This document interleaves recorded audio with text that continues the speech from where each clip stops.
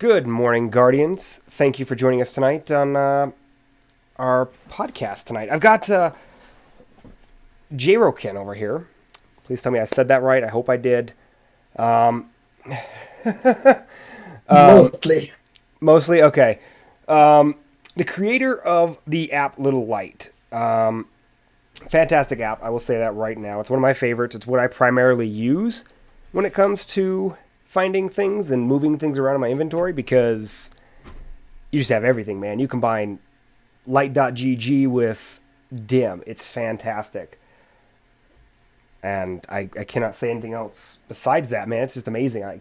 Dude, I'm an advocate for your app. I literally tell everybody to get it. So, Thanks, man. anytime, dude. It is fantastic. You have done a lot of work, and I am super excited to talk with you and hang out with you for a little bit. You know. So how's your day been? Just out of curiosity. Today was pretty fine. I had how do I say that? Uh, Maybe you should tell your audience about my language issue Oh, because go for it. I'm gonna to stutter a lot. No, that's fine. Uh, I had a pretty fine day. That's good. That's good. So, do you want to go ahead and say it, or do you want me to cover it? It's up to you. Sorry, what? Oh, the you were saying talking about your language issue. Oh yeah. English is not my primary language, so I fine understand it most of the time, but I have a kind of hard time speaking it. 100% understand. If I need to reword something, go ahead and let me know, man. I have got no problem doing that. Okay. So, Most of the time, I find it pretty. It's okay to understand you. I find it pretty fine, pretty easy to understand you. that's good. I'm trying to make it easy as possible, trying not to use as many of the slang words that we use here in America. Thanks. Oh, you're welcome. So, do you want to tell us a little bit about yourself? Like, what do you do for a living, or anything like that? I've been a developer for most of my professional life. I started work up at coding Flash games, like in the beginning of the 2000. It's been I think, almost 20 years since I started working with programming. Wow. I started with web programming, and then I started to switch to app development. Okay. Let me see what more. I'm married. Uh, uh, like for 3 years almost. Nice. And I play video games since I was 5 or 6, something like that. Nice. No, you're not. I mean, my wife and I are only been married for like 2 years, so we're coming up on our third next year. So it's crazy. You had 2 kids, right? Yeah, 2 kids. No, I have no kids yet. Let me say this: they are great. They are fun, but they also are pains in the asses. I will say that right now. Okay. I love my kids to death, but man, are they a handful. I mean, I've got one that's how old is he? Not even a year yet, and then I've got one that's going to be 2 this year in like what? How many days? 6 days, and she'll be 2. Oh, cool. And that's the troublesome years as they call it. So it's chaotic, tiring. They bug me to death, but they're fun. They can be really fun, and I love them with all my heart. Wouldn't trade them for anything.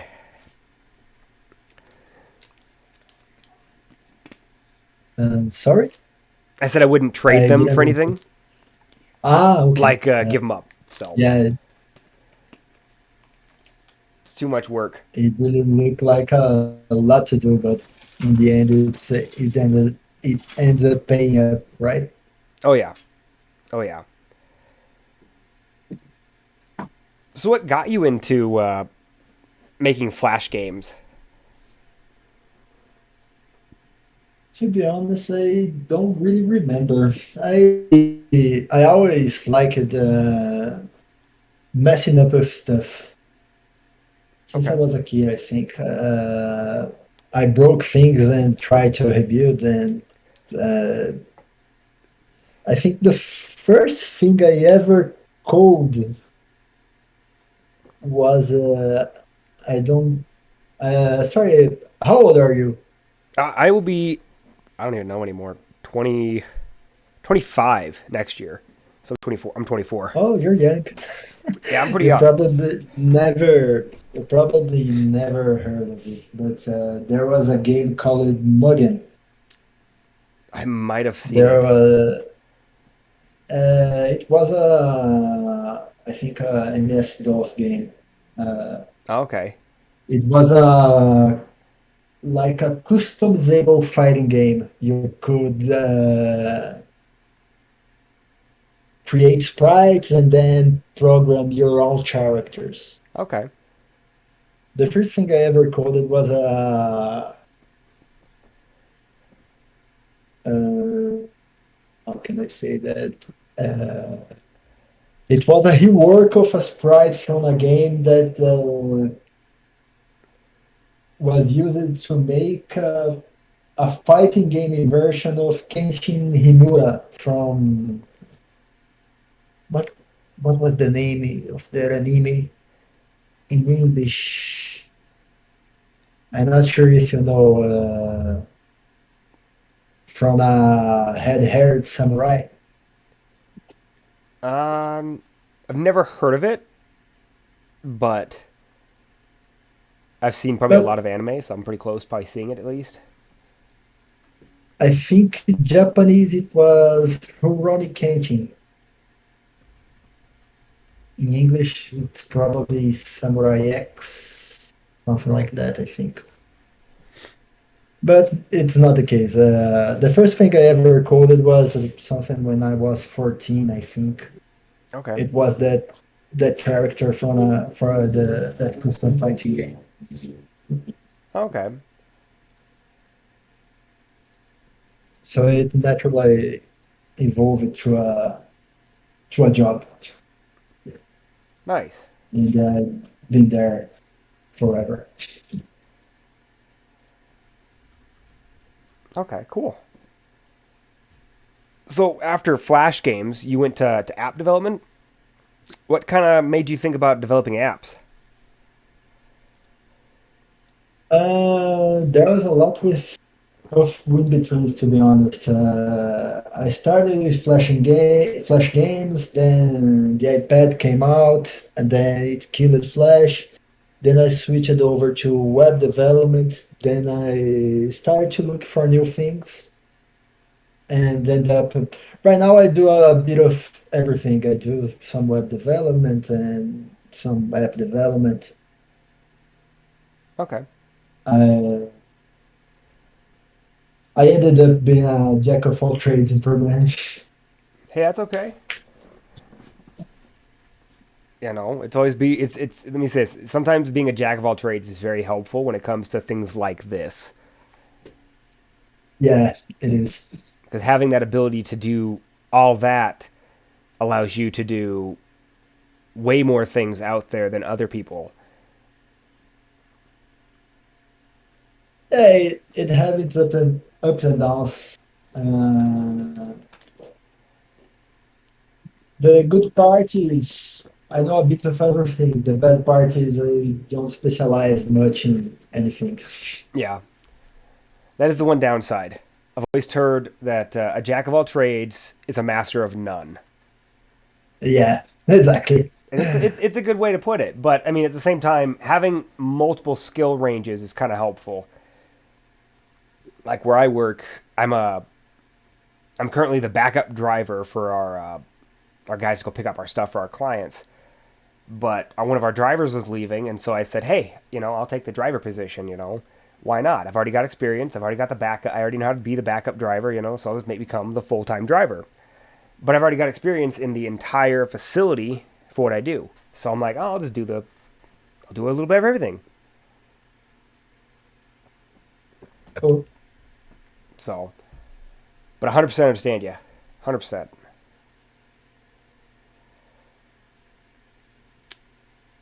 I'm just losing my notes here. So how'd you get your start into gaming? I think I started when I was 5 or 6. I started with the it's Atari that Okay, is it Atari that is how it speaks in English? I'm not sure which one. Atari or Atari. It's really old. Because there's If how you, they did theirs was. I'm gonna. Sorry, I didn't understand your last question. Oh, I'm just trying to think what the because Atari redid like how they named a lot of their stuff is very unusual in how they Oh, named it's it. this. Okay, yeah, because they've got If you the look up, here in the U.S. the very first Atari was the Atari Pong made in 1972, and then it was the Atari 2600 made in 1977 was the second one. 1977. Yep, That's very funny. and then uh, just to give a context, I started with the Atari 2600. okay, Uh, just to give some context, I think basically we lived the 70s in the 80s, in the Brazil. So every tech we had here was like a 10-year old when it got here. yeah, So like I played the Atari in the late 80s. I had one, and then I switched it over to I don't think that was the name in the US, Master System. oh man, I know which one that one is. I've It heard was of it. from Sega. Yep, the Sega. It was the predecessor of Genesis. Okay, The Genesis had another name in Brazil as well. It was Mega Drive. okay, But I started with the Atari. It was looking today. I look at it and I think, how the hell I played that? It's really ugly. Every pixel is gigantic on the screen. But at the time, it was really fun. right.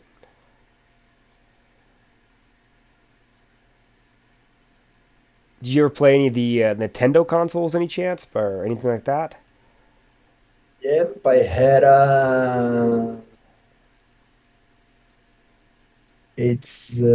I think it's the same name. It's the Super NES. Oh yeah, the Super NES. NES. Okay. I had one. I played it a lot. One of my favorite games of all time. I played on the Super NES. It was Mega Man X. See, I never was able to get into the Mega Man the games, just because the main game that I was able to play when I first started out gaming was on the original NES, and that was primarily Mario Brothers 3. Oh, cool. I played a lot of Mario Brothers. I never had the original NES. I was on Sega consoles on that generation. Then Okay. I switched over to Nintendo on Super NES. Okay. And after that, I switched to the first PlayStation. Nice. See, I did the same thing pretty much. I had the NES was my first console. The 64, the N64 was my second console. And then it went from that to either PlayStation 1 or PlayStation 2. I think I got the PlayStation 2 before the PlayStation 1, but I could be thinking that backwards. It's been a while. And my memory's not the greatest. So, and what's funny is I started on PlayStation as my primary console, but I'm now currently more of an Xbox player. I just find I, it funny because most people that I, start on PlayStation stick with PlayStation, you know. is it? Uh, is it? So I think mostly in the United States, mostly people switched over to Xbox, didn't they? Uh, from my perspective, I don't live there, but I think from what I see, most people play mainly in the last generation, not this one. But I think most people was in Xbox 300, 360. Yeah, yeah, that was the generation I jumped into was the 360,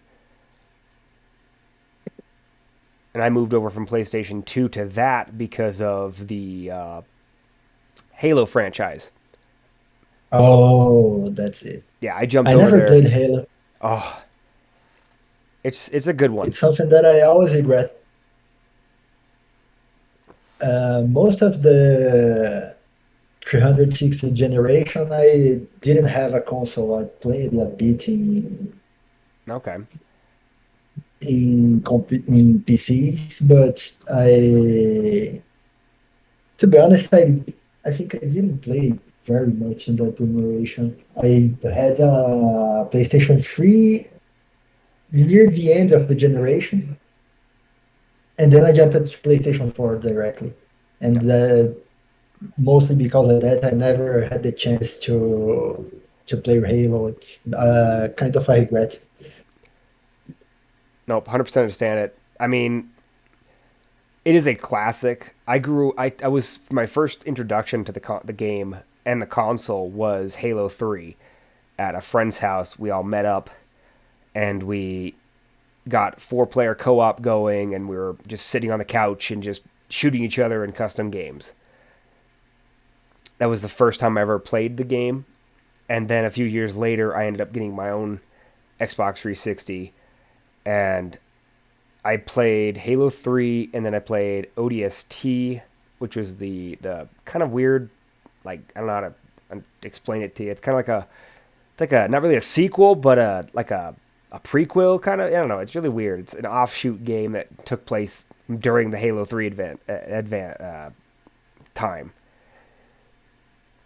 and then It's like pretty much a spin-off. pretty much yeah, and then I started. Then I went to Halo 4, and then after Halo 4, I ended up eventually later on down the road getting the Xbox One, which is what I'm still currently on because the newer consoles are so expensive with the price gouging and everything else with scalpers and stuff. Yeah.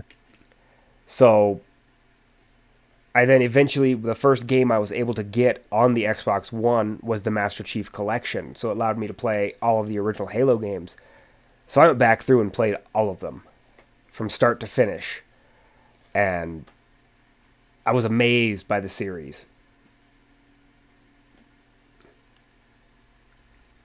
If I play the original Halo right now, would it be a disappointment? Is it cool to play the old ones? Is it still today? Personally, I say yes. The graphics are not the greatest, but if you are you currently playing on like PC? Yeah, So Steam right now allows you to buy the Master Chief Collection, which has the Halo 2 Anniversary, which was the updated version of Halo 2, so they brought it into modern current graphics.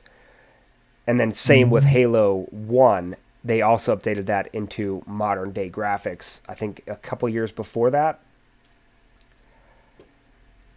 And sounds good. it's really cool because in the middle of a game, you can actually swap between the original graphics. You can see what it looks like originally, and you can swap back to the newer current graphics. And it's like literally a press of a button, it'll swap, and it's fantastic. Cool. But I would say it's amazing because the story is great, and if you play all the way through to the end on all of them, the story just flows together perfectly. I think I'm gonna give it a try I recommend it. when I had the time. Right? Yeah. When you're not busy doing everything else, right? Yeah.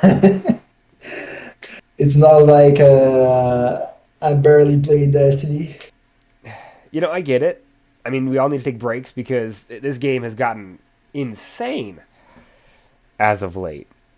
So, Yeah. 100% understand. I've taken quite a few breaks, to be honest with you. Just because, I'm like, I got so much other stuff I got to get done. I've got to take a break. I mean, I powered through when the 30th anniversary launched. I did both the exotic quests for Galahorn and the Forerunner sidearm.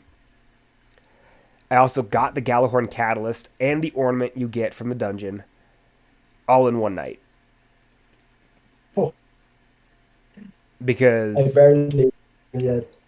let me say this right now, they're worth it, but I wouldn't do it all in one sitting because now I'm sitting here like, what do I do? I got nothing better. I got nothing to do. I have no grind. I find it pretty funny that every time I take a break from Destiny, it looks like it's the best time of the game ever. Like I look at people talking about the game and I say, why did I stop playing that? Why I'm so stupid stop that I took a break right now, just right now. It's I've, kind of funny. It feels like it follows the time that I took take breaks. The games just start being uh, it's usually how it goes. better. Yeah, No, I 100% understand that. sorry. No, I said I 100% understand that. It makes total sense. Oh yeah, I've done that a few times in a few other games. I'll be like, I'm gonna take a quick break, and then all of a sudden, I see a bunch of people talking about it, and I'm like, oh man, why did I take a break at this time of the game? yeah.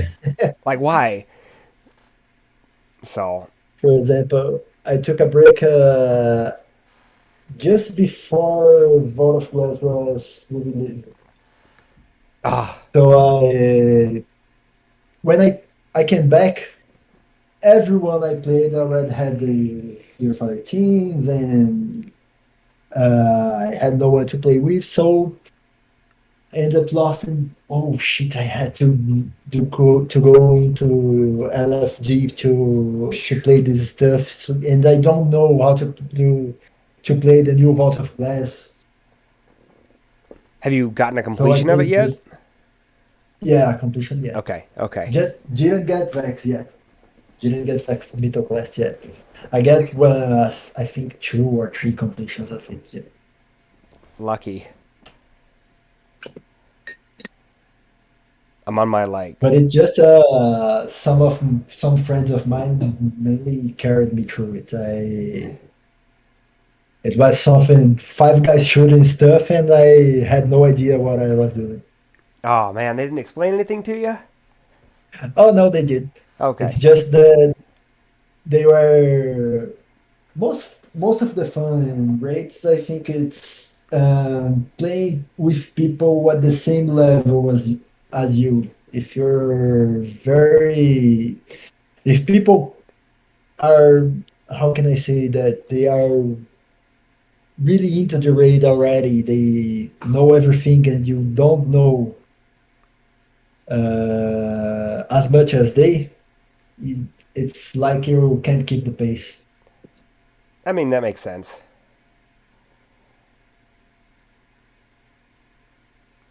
I get that 100%. I did the new dungeon from the 30th anniversary pack. I did it blind, but I had a buddy of mine go with me that's done it before. He'd already done it that day because I mean, of course, I had to work that day, so I was stuck when it Yeah, launched. I got stuck having to wait until the day was over to go jump into it. So he'd already gotten a couple of completions done that day. So he's like, "Oh yeah, I'll come with you. I'll let you figure it out." And I mean, he was laughing all the entire time because of the stuff I was doing. I mean, I'd open the wrong door. I'd get spikes thrown at my face. It was just he was dying of laughter the entire time. It was fun. It was a fun experience. I'm like, I've always wanted to do something blind. I don't want to know anything about it. I want to do it by myself. I want to figure it out. But every time I have that yeah. opportunity, I'm at work, so I might. The most fun activities in Destiny, I think it's blind runs. Oh yes, yes.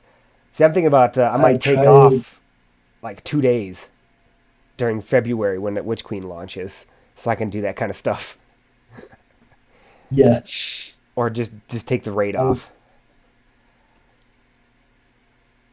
I tried. I think I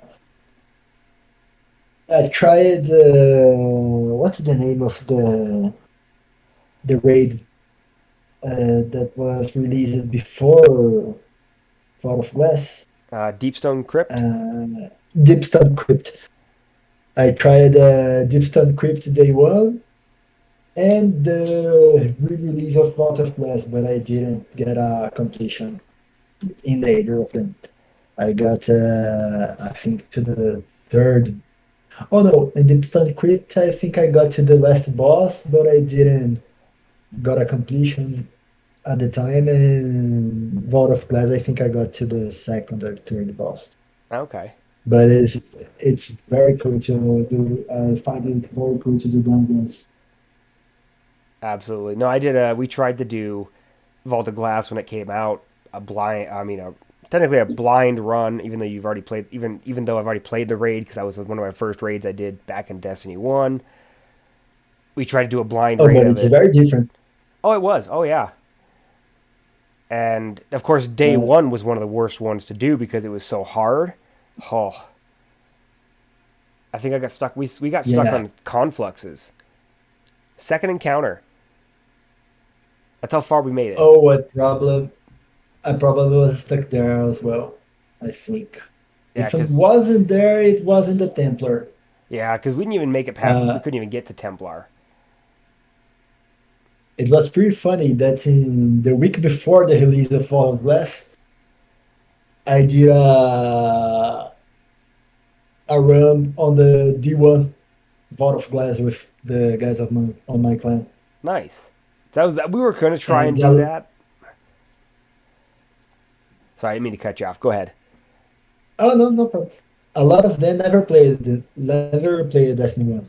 So they look at the Vault of Glass and Destiny 1 and oh, is it that easy? Why people are freaking out over this? Because everyone was very over leveled. Yeah. Oh yeah. And if you compare as well the game mechanics of the raid mechanics of Destiny 1, it's pretty simpler than most of the Destiny 2 raid mechanics, I think. Oh, absolutely. They definitely they learned from Destiny One because Destiny One was their first Yeah, time that they've made a raid. And then when Destiny 2 came out, they really stepped up their game on how to make mechanics harder and more rewarding. yeah. So, To be honest, to that gameplay level, I don't think there was any experience like that before Destiny 1. I mean, there were raids in World of Warcraft and other. MMORPGs, but I don't think that considering how much interaction there is need to be between the players, I don't think there was something like that before Destiny 1. Not to my knowledge. I believe Destiny 1, with it being a first person shooter, was one of the first ones to implement a raid in a first person shooter game. So it was very, very new. So that's why a lot of the stuff that they did, like the oracles, were very simplistic. Yeah, I mean, the boss mechanic was very simplistic. Go in that room, grab the shield, shoot the oracles, jump back into the portal, and then just shoot the boss. yeah, it was. King's Fall got And harder. King's Fall is one of my favorite raids of all Destiny. I never got a completion of it. Never. Oh, I did it a lot. Oh man. I did on both when it was released, and then when Age of Triumphs re-release, Okay. I played it a lot. Yeah, no, I didn't get a chance to do that. My I every time I did a raid, it was back before I had a lot of friends and things like that, so I did a lot of LFGs. And every team I got stuck with for King's Fall could never complete boss fight. We could get all the way there, but we could never kill Oryx. So I've never gotten a completion of King's Fall because of that. Do I plan on going back into it and getting a King's Fall completion? Absolutely. Same with Wrath of the Machine. I'm gonna do it again. I'm gonna do it. Oh, You I know. hope they get remastered Oh, dude, I would to love Destiny for either 2. one of those to be remastered. They both were really good, But from what I heard. I fear for how hard King's Fall could be on Destiny 2. I wonder what they would change mechanic wise. Yeah, like the one thing that was pretty hard on the first tries was the ship part where you had to jump from one ship to another, and that was mostly because you didn't have the grab move when you jump. Yep. I wonder how they would translate that to Destiny 2 and keep it hard as it is. I don't think they would change the jumping portion of it. I would think that they would change something in like one of the other mechanics, like oh man, it's been a while since I've done it. I can't even remember what rooms there are. I remember the one with the Death Singer, I believe, that screams and causes a massive wave of energy to hit, and you have to stand behind certain rock formations. I, Yeah, that was the one before Oryx, wasn't it? I believe so. I can't remember exactly. It's been so It was long. his daughters. Okay, yeah, yeah. So they could probably change something in that to make it even harder. Because now, if you think about it, it's kind of an easy mechanic. We've already got a few raids that have done that Yeah, before. So, I mean, they could definitely change that and move, maybe even add, this is going to suck if they did this, but Riven Encounter, you've got the eyes. They could do something along those same lines. You have to shoot a specific thing, and the only way you can do it is by knowing exactly which one's which. And they could do that kind of stuff. It would suck. That's all I'd say, with but Feds shooting you at the same time. yeah. You know what? Here's Everything in Destiny 2. Oh, please. Oh, I was just gonna say I've never done Riven officially a normal way. I've only done it the way you get around that with the sword or the grenade Rocket launcher. launchers. Yep, exactly. Yeah, I never did the Riven the legit way as well. So It's something always wanted to, but when I got the team to do it, I was on a break, and then it was on one of the times why I did stop playing this shit. yep, I get that. Now I've had a few people explain it to me and how it works, and I'm like, I would love to do that, but let's not. Let's just not. It's just gonna take too long to do that. I mean, that's already a long raid. If you do it from start to finish, it's almost a 2 hour raid. If you have a really bad, Yeah, if you have a medium size, a medium decently team, you can get pretty quick through it. But if you're teaching somebody, it can take anywhere from 2 to 3 hours, from what I've noticed. through a whole day. Yeah, yeah. Whew. No, thank you. I remember that sometime I got 13 hours on I think it was on a Last Wish. Whew. That's a long time. One of my clanmates and buddies did a deep stone crypt with a guy. He found an LFG, was trying to teach him, and I think he spent a total of 20 hours in deep stone crypt. Oh, I felt really bad for him. He's like, yeah, the guys that were trying to teach this guy were terrible. They had no idea on the strategies of how to do the deep stone crypt, and it was bad. I'm like, yeah, I could see that if you spent that long in that raid. But he stuck through it to make sure that guy got his completion. I'm like, man, I would have left. yeah, 20 hours is a bit too much. It's a long time. I don't think I will be there too. When I tried day one, I think I had something like 14 hours on Deepstone Crypt, but uh, everyone was good. It was just that it was really difficult. Yeah. Nope. I've got a team I'm working on right now with a couple of my clanmates and some buddies, working on getting a day one for Witch Queen's raid, which, from what we've heard, is going to be longer than Last Wish. And Last Wish is already 6 encounters, Yeah, so that's going to be a long one.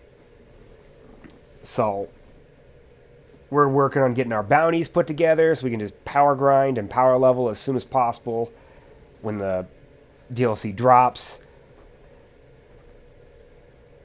Try to get as high up as we can so when we go into that raid. So, uh, I don't have a team yet to try the new raid, and I don't plan doing it on the LFG anymore. no, I don't. I wouldn't. Uh, Maybe when it is a week or two old and people already know it, then I will probably try to LFG it. But I don't feel like spending 12 or 16 hours on a raid anymore. Yeah, I don't blame you. I don't blame you at all. The only reason why we're going to try is because we were all sitting there doing Garden of Salvation one night for my first completion and to get div for a couple people. And I'm like, I would love to do a day one raid and try and attempt it just to see how far we could get. Try to figure puzzles out and things like that. So we say we try it. Oh yeah, when you have regular people you play with, it's very nice too. But uh, right, I had a clan when I played on PlayStation 4, but then I took a break and people disbanded.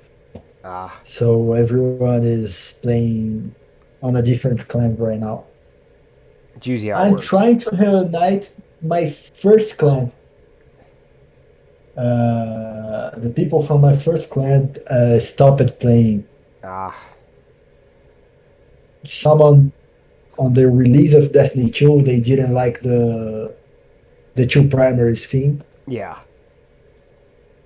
and the other ones during they just got bored of the game or something like that. But I'm trying to get everyone to play again to see if I get my original fighting. It was, I think, the most fun I had in Destiny was with that first clan I had. It's usually how it works. it was most people that was they were a friend of mine in real life, so it was not just something from the game. Nice.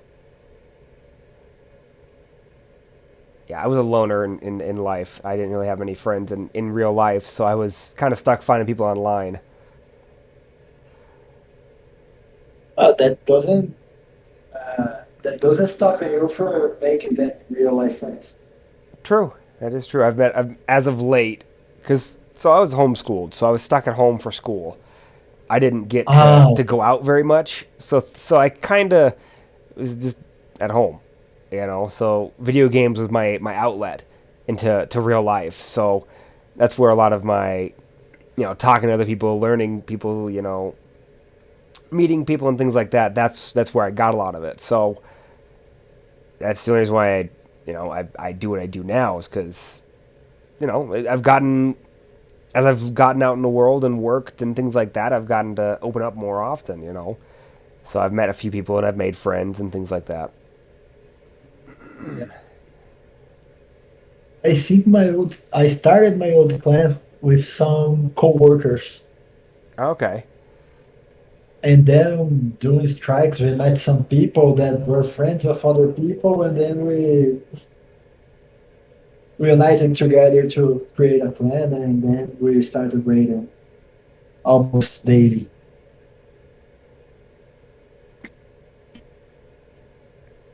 Okay. Nice.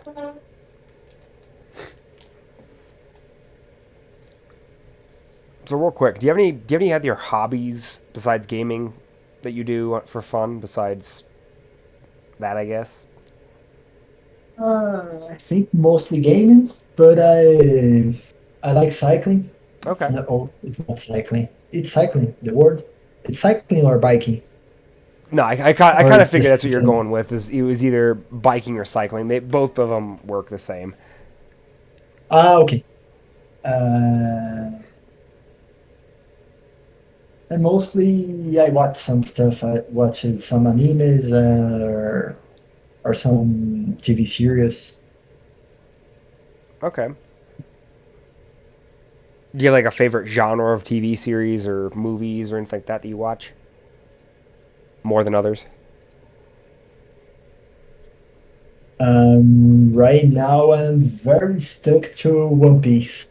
Okay, that's a long one to get into. Yeah, I tried I getting into that. finally got I finally got up to date with the releases. It was almost in the episode 1000. Whew.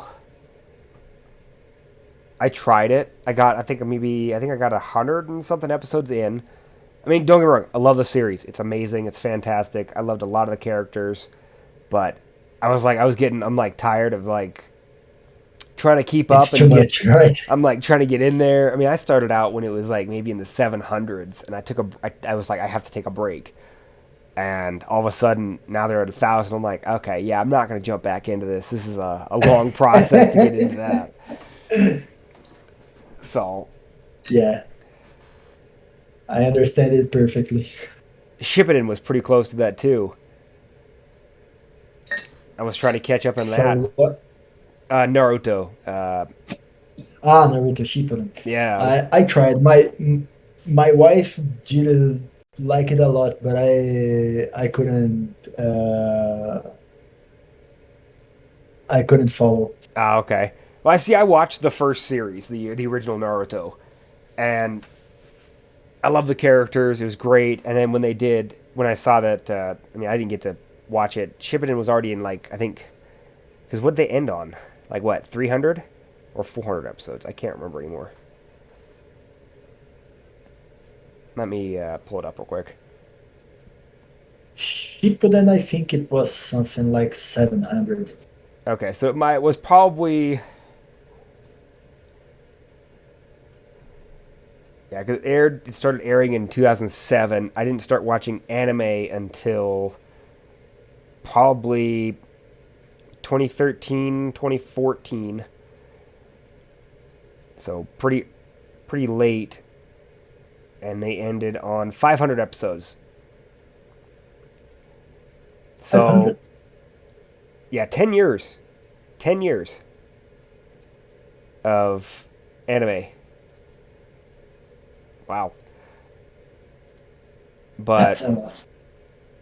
yeah, it's a lot. I tried jumping into it. I really enjoyed it. It was fun, amazing. But again, again, when every episode you'd see it come out with a new one, and I'm like, all right, I can't keep up with this. Maybe 100 episodes deep, and they're on like 300. I'm like, I can't keep up with this. So I was like, yep, I'm stopping. I'm done. All right, let's move on. Let's go something else. So no, I 100% understand you, but I give you major props for jumping into One Piece and catching up. That's awesome. It was a bit hard to keep up at first because the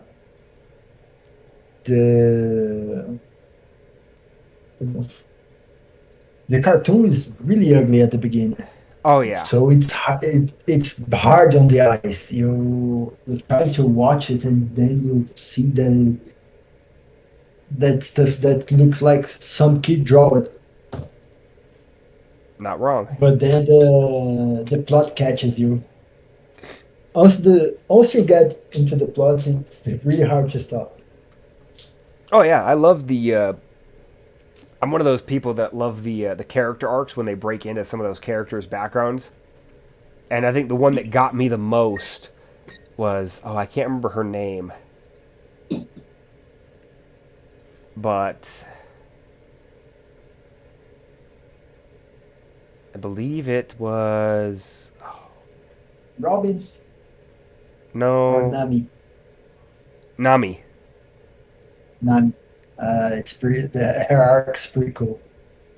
Yeah, it is either that one or which. There was another one. There might have been another one, but I almost cried. I'm like, it broke me. I'm like, man, Yeah. that is some stuff to go through, you know. And yeah, it was. Uh, One thing that I found pretty cool in One Piece is like how they portray the adoptive parent, like the like Bellamere was adopted Nami and was like her mother and died as her mother and everything. Yeah. Uh, that keeps repeating all around with a lot of characters like.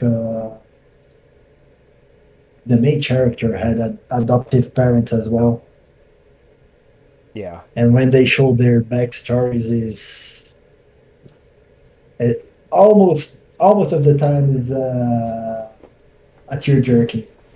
Oh yeah. And that's one thing I loved about that show is it was just so they got really deep into those characters and it was fantastic. You know, and it's one of those things that I enjoy when it comes to that kind of stuff is when they dig deep into those characters.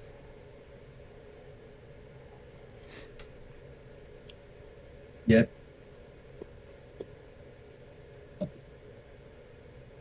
Yeah, I made it 132 episodes into One Piece. That's as far as I got.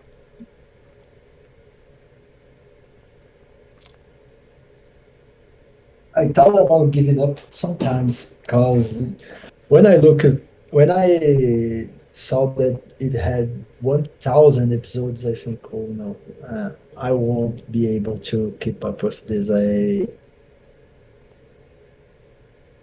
But then I thought, oh no, I have watched 500. I can watch more, 500 more. Yeah, exactly. It's only 500 more.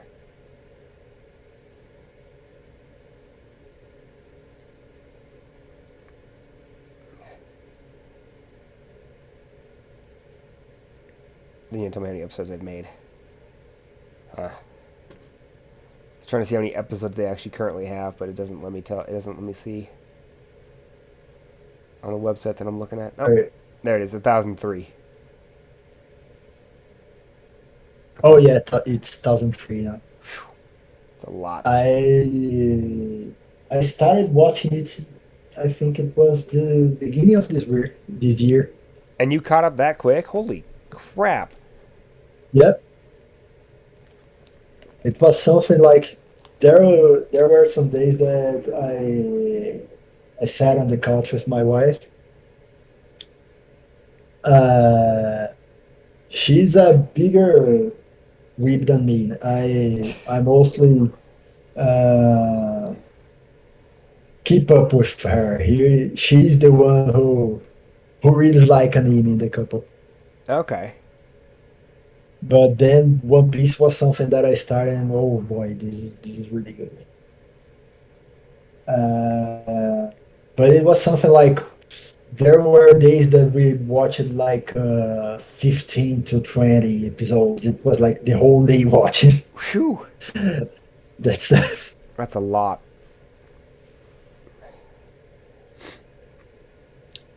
I'm not gonna lie.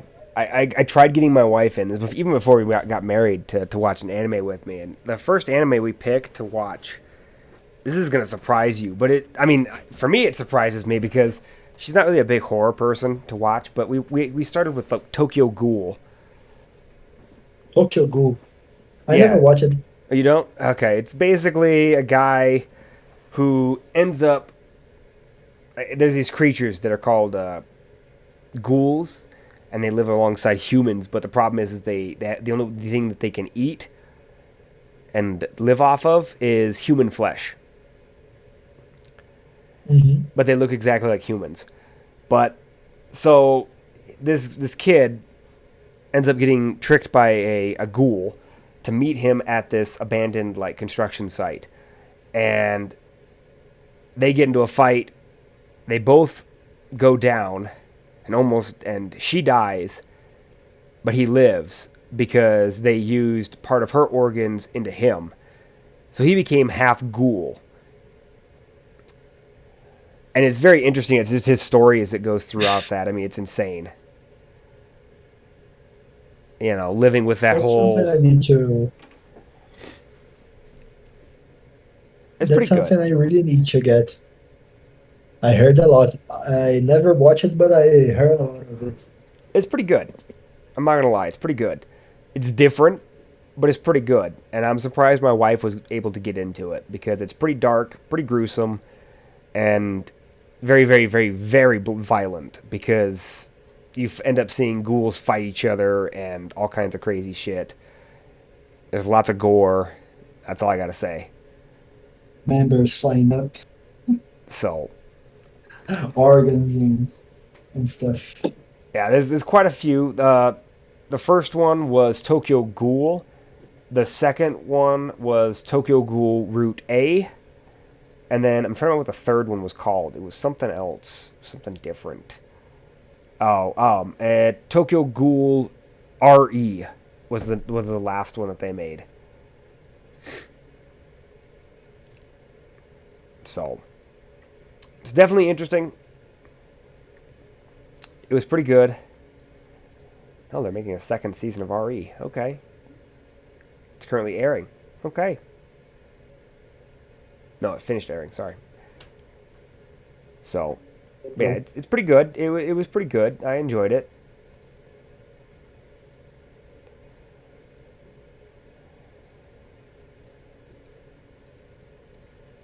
So yeah, I'm gonna send you a link to something. I don't know if you've ever heard of this, but it's called My Anime List. This is where I keep track of like all the animes I've watched and things like that. It lets you put up reviews and things like that for your animes that are on your list. And this is my list that I'm sending you of everything I've watched on hold or anything I want to watch. But this is where I keep track of all the things I've watched and seen. Ah, cool. I never used it, but I already saw the site, but I never used it. Okay, it's pretty Uh, decent. I'm not gonna lie, it's pretty decent. I mean, I had a custom anime list like source code because they let you code your own layout for how you want yours designed and what information it'll show and everything. So I had someone make me a custom version of it, and it's not bad. It comes in handy. I mean, I do it because it shows you how many like episodes you're in. So if you stop for some reason because life gets too busy or something like that, and you have to stop and take a break, it keeps track of how many episodes you've watched. So you can always go back to it and be like, oh, okay, that's where I was at. So Yeah. Bleach, Bleach gonna have a new season, right? which one? I think Bleach. Oh Bleach. man, did they? If they did, I am gonna have to catch up I've because they might. Oh, hello. I No, heard what? something about it. I watched it to the what they had done at the time. I think it didn't have a proper ending, if I remember correctly. Okay, so this right So here. they're gonna do a new season. New season. Yeah, so I just saw that. I just happened to see it when I opened up the Bleach because it lets you see like the related anime, the side stories, the other animes, the sequels, and the alternate settings and things like that. And I just happened to see that the next one's coming up, and it's their Thousand Year Blood War arc, which spans the 55th and 74th volumes of the manga. Mm. So it's gonna be good. So yeah, I'm gonna press that button. Yeah, now I gotta get caught up so I can watch it. Overlord is an anime that I think it's very underrated. Absolutely, absolutely. I I've what is It's it? hella funny. Oh yeah, absolutely. I've seen I think almost all of the sequel. I think either that or I haven't started it yet. I'm not sure, but amazing, hilarious. My younger brother and I both watched this kind of stuff together, like Overlord and things like that. We watch all that together. We watched Fairy Tale together for a long time. Boku no Hero, Academia.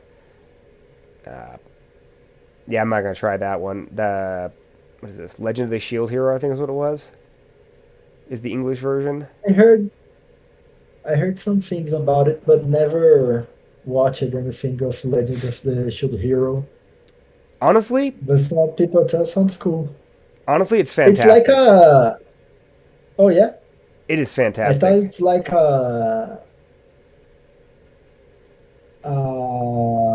Sword Art Online replica, but maybe not. I've never seen the anime you're talking about. Sword Art Online. Oh yeah, yeah. It is kind of like Sword Online in a way, but this guy is amazing. Man, I can't get this cough to go away. Sorry, No problem.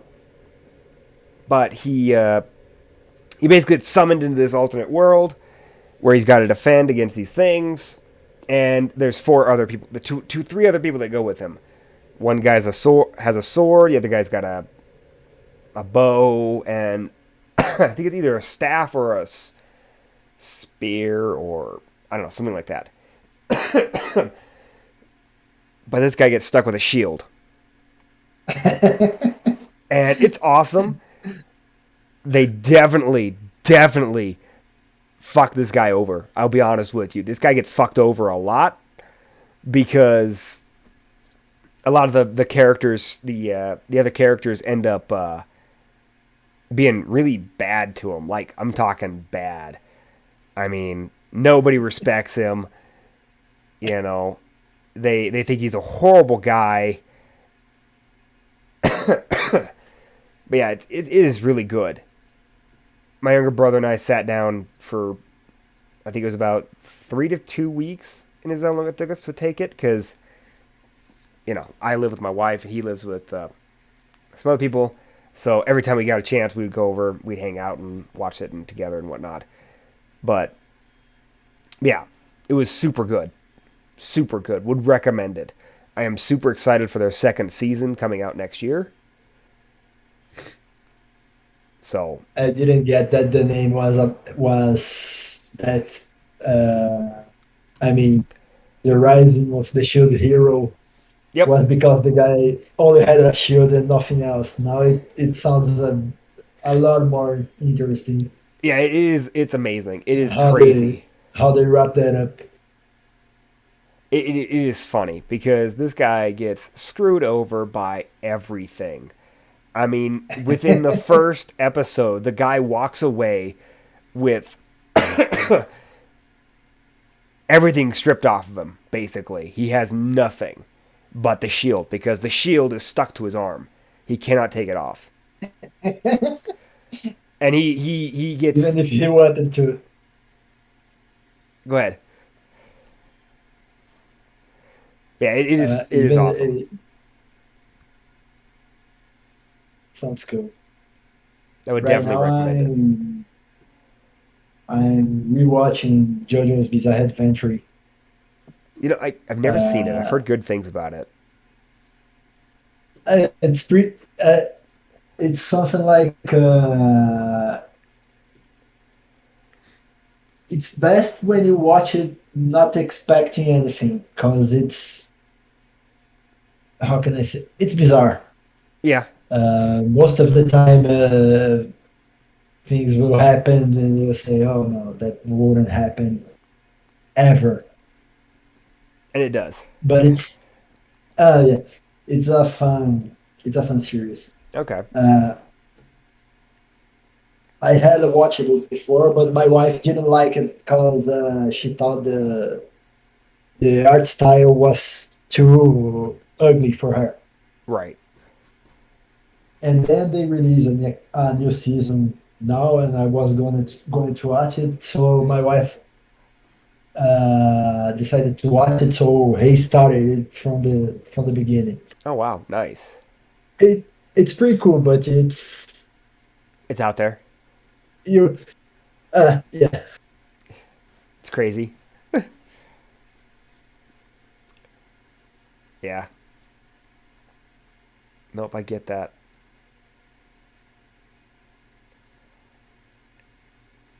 I've watched a few like that. I just had to take a step back and I'm like, yeah, no, this is just a bit much. It's a bit much. I'm trying to think if I can think of anything. I tried, what was it? Gungrave, I think was one of them. Yeah, Gungrave. It was okay. The art style was what killed me, and then I think it was something about the audio that I heard. It was just horrible. I was like, really? It was bad. And then I tried Codebreaker, and it was just like, it couldn't get into it. I was 3 episodes in, and I'm like, yeah, I can't get into this. I can't. Which one? Codebreaker was the English title. Oh, I think I never heard of it. Never heard of it. Oh, I saw. Never heard of it. Yeah, it's an odd I one. saw it right now on the anime list. Yeah, it's an odd one. And I tried Gungrave again, audio issues. It just really bugged me, and then the art style was just a bit much. I'm like, yeah, no, I can't get into it.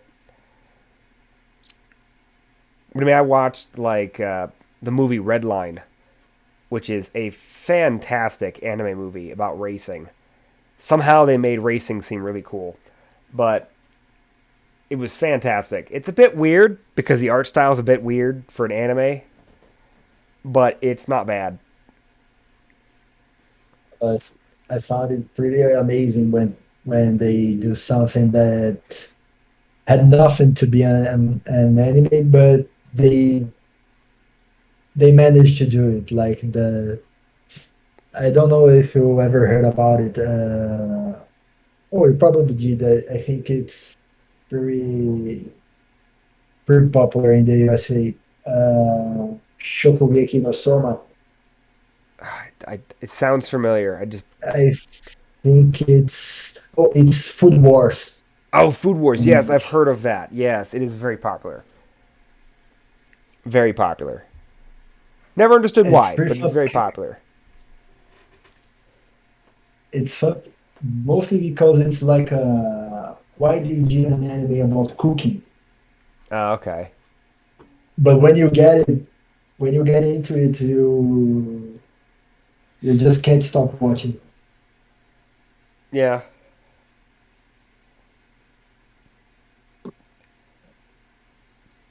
that makes sense.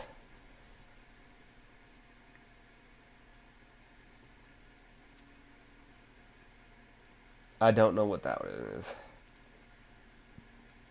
honestly.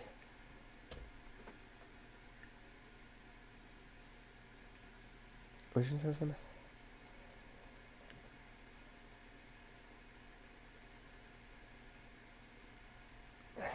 Yeah, it's Food Wars. Sorry.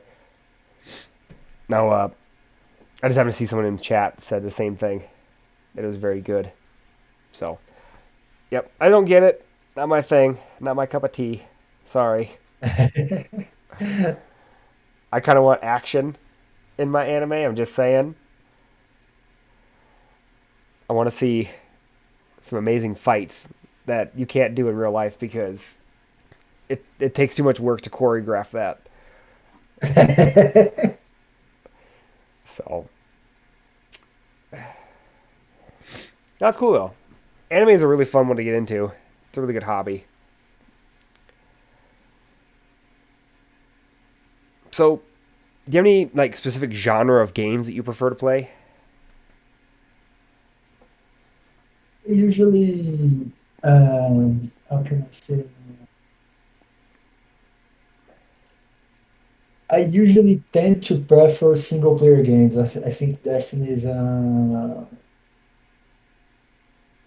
exception. Okay. Mo- Uh, also, I'm not very into competitive games, which is funny because I like fighting games a lot.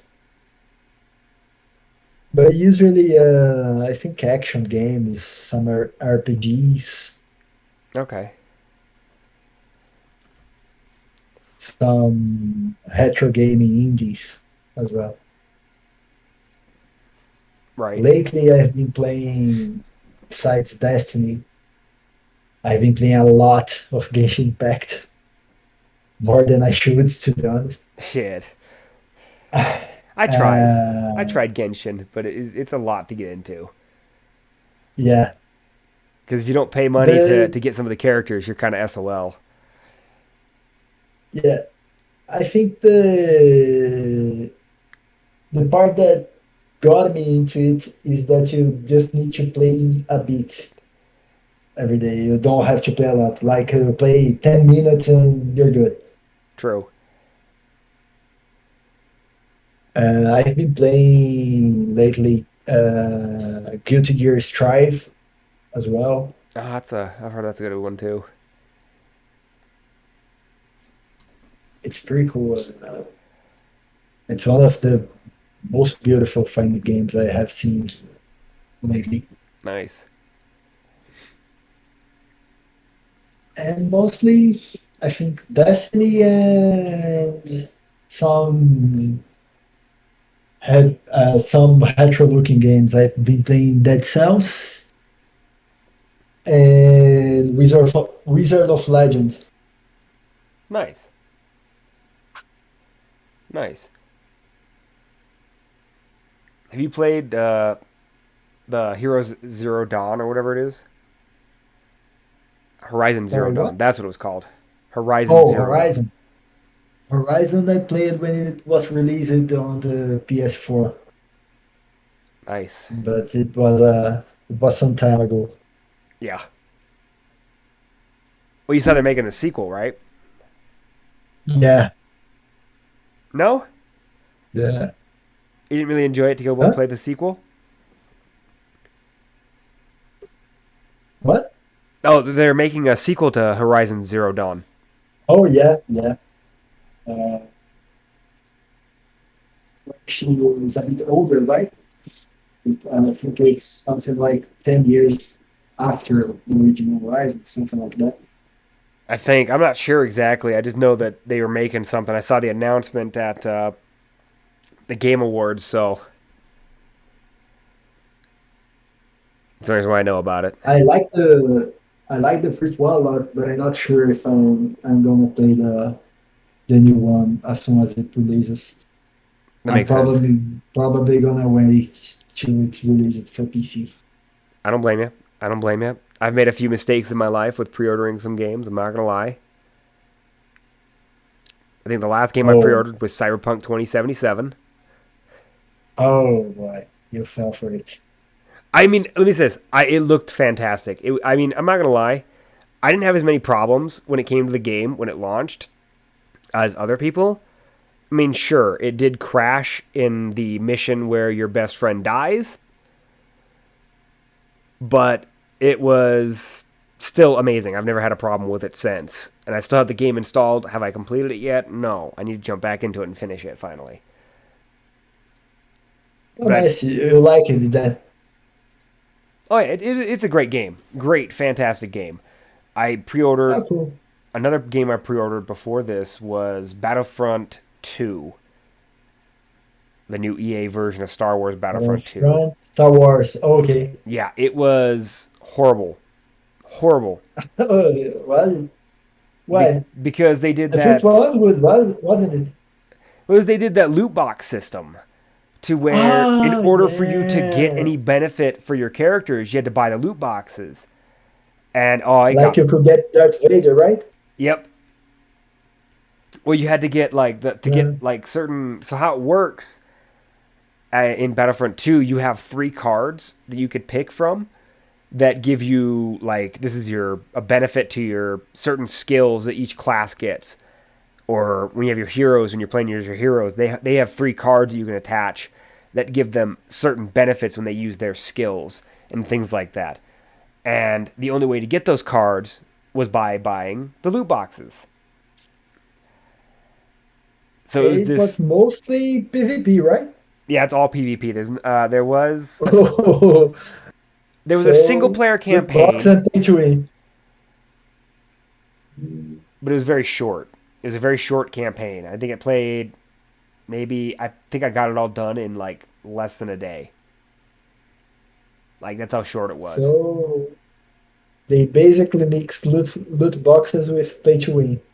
Pretty much. Cool. And they ended up having to redo their entire game. Like, I mean, like because the whole backlash against the company and this whole decision to do that, they ended up basically saying, "Oh, we're not selling them anymore. You get them by leveling up and everything else. This is how you do it. You get a daily login one. You get all kinds of things like that. They gave them away for free because of the backlash." And I haven't played it since. I wonder how no one in the company looks when they are about to release the game. No one comes up and say, "Well, that won't go as we think we will." You know, some days I ask that same question, but at the same time I realize that when it's a corporate company, their main job is to make money. So what's an easier way to make money than have someone pay for something? Uh, I get it, but will it pay in the long run? I think It didn't. it didn't. Not for them. I think Apex has been Uh, more successful with their skin system than Battlefront 2 was with their pay to win. yeah, So, uh, Apex is mostly cosmetics, right? yep, Apex, Warzone is pretty much mostly cosmetics. I mean, there's a few that like I hate this is one thing I hate about Call of Duty now is you can basically buy attachments for your guns through the store. If you don't have this attachment unlocked for your gun, you can just buy it in the store by buying a certain pack. And I'm like, really? You're taking all the work out of this. So, But you can unlock it through the game as well. yep. But if you Or buy not? the pack, Ah, you can okay. basically skip ahead and just get the whole thing, plus some extra stuff like a skin and a few other things. But yeah, that's what Call of Duty does. So I think there was some controversy about the new Halo as well, wasn't it? Something about the Battle Pass, I think. yeah, their battle pass was a bit difficult to level up. Like, I mean, I played it day one. Damn, cough is just killing me. I played the game day one, and I didn't even level up my battle pass. It took me almost 3 days to hit level 2 in the battle pass. Whoa, That's a lot that's a lot. because they don't give you XP. They didn't at the time that they created the game. They did not give you XP when you finished a match. They didn't give you any progress without completing a specific challenge. If you didn't complete challenges, you didn't get anything to level up your battle pass. So now they've changed it, and now you have to, when you play games and you leave the game and it finishes out, you get XP for that, but it's still not the greatest.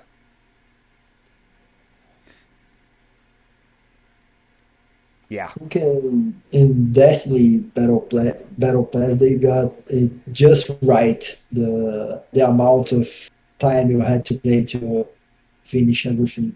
I do agree with you there. They did a pretty good job because I mean I can complete the battle pass, but I'm hardcore grinding normally. So I mean I'm on there like 3 days a week from 6 p.m. to 10 p.m. So 4 hours a night, 3 days a week to 4 days a week on the weekdays, my work days. On the weekends, I'm on there for a lot longer. My wife hates me, but what are you gonna do? Um, but I'll be grinding for a long time, and I can get it Played, done pretty quick. I played beach mode like that for a long time. Right now, I play. I skip some weeks, but when I play like 2 days a week and something like 5 to 6 hours every day I play. I get that. And I'm almost at the end of the pass. Not bad. So I find it pretty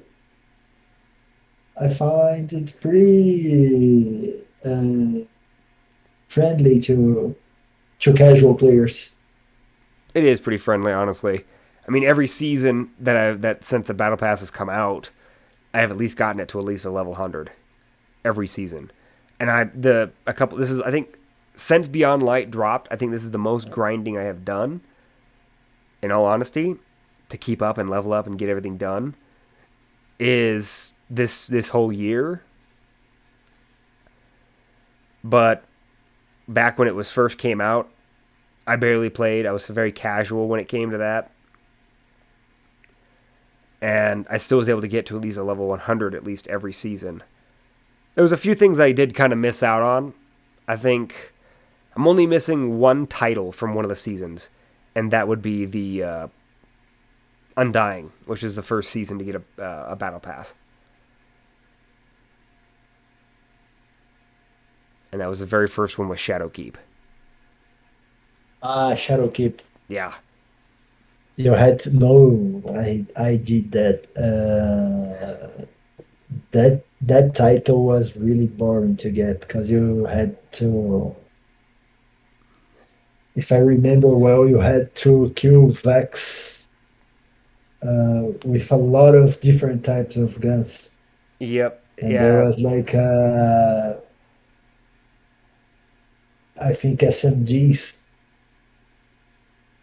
yeah, it was and something then like it that. was a 6 man activity. So you had an SMG in your hand. Everyone will kill the enemies faster than you. Yep, So it was really annoying, but I got the title. yeah, no, I didn't I get that remember title. it was really annoying to get. That was one of the ones I skipped, but I have every single title since then.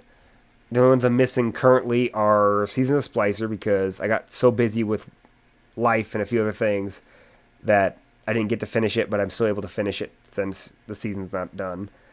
Season of the Chosen because honestly, that one was my least favorite. Personally, it was kind of boring. Chosen was The one where Saint 14 came back? No, that was Keitel and the Cabal. Came Ah, out this kind of, year. kind of, kind of. Yeah, I've got all of them from last year. I've got Season of Dawn when Saint 14 came back. I have Oh yeah, it was done. the Undying, not Undying. It was the Almighty when the Almighty fell. I've got a Rivals title, and then I've gotten the Season of the Hunt title. The only ones I'm missing are Season of the Chosen, Splicer, and the current season. Only because I kind of got bored of this season, like 17 missions into the quest, because it was boring. Honestly, You mean the current one, right? yeah, the The current one one it got about really boring. Marasov and Yudrin. I'm trying to get it yet, but I'm not sure if I will be able to. I'm gonna try and get the title, but I just thought Uh, this season, like I played up until quest step 17, and then I just was like, this is boring. It's pretty much the same thing over and over again. You go in, you go out, you go in, you go out. It's just boring. yeah, It's yeah, it's a bit boring. it's. I'd rather go do something else, like go play a raid, than do the mission for this. You know, so I've basically just kind of skipped it this season. I'm gonna catch up eventually, but yeah, I'm just like I got plenty of time. I still have like what 60 something days, I think, or something like that to catch up. So I'm like I'm not in a Something hurry. like that. I'm in no hurry. To be honest, I really like these longer seasons because I don't have to rush stuff. 100%. I wouldn't want them to be this long Yeah, because this this is a one bit is too long. long. I mean, this is what it started in what August. Yeah, near the end Something of like that. August. So we've been already been doing this for 3 months. It will be like half a year, I think, or a bit more. Oh yeah, it will be about half a year, because August, so it'll be September, October, November, December. That's 5 months. Yeah, it'd be over, Or running. over. It'll be 7 months that this season has been going on, because Oh, February is when it drops the new DLC. So yeah, that's 7 months. It's a long time. feels like that one. It's gonna be a long season. I can't wait till it ends. Have you played through Destiny 1 when it had its content drops and it was like it was normal to have nothing in 6 months. Six Oh months. yeah, I do remember those days. I sometimes those are nice because it lets you play other games. That's another reason why I like this season right Yeah, now with how long it is. I can go do other things. I got other things I want to go do. yeah, I like it that mostly because of that reason. I think I play Final Fantasy 15 Nice. and Horizon during Destiny 1, during one of the Destiny 1 draws. Yeah, exactly. And that's one thing I love is because it's just if there's a content drought, you got a break, you know. And when they'd finally release new content, oh look, you can come back and you don't have to worry about anything, you Yeah, know. Nothing has really changed yeah. except for the new content. I had a bit of FOMO on Destiny 2. Yeah, I think mostly because I collect cosmetic stuff. yeah. So when they introduced what was the name of it? Bright Dust. I had to play with the with three characters every week. I Oh had yeah. to make uh, the strike milestone, the crucible milestone, and the Gantt milestone. Yep, to get your bright dust. Yeah. And then one day I stopped and looked and I thought, why I'm doing this? Why I don't even like in play. I don't even like playing Gambit.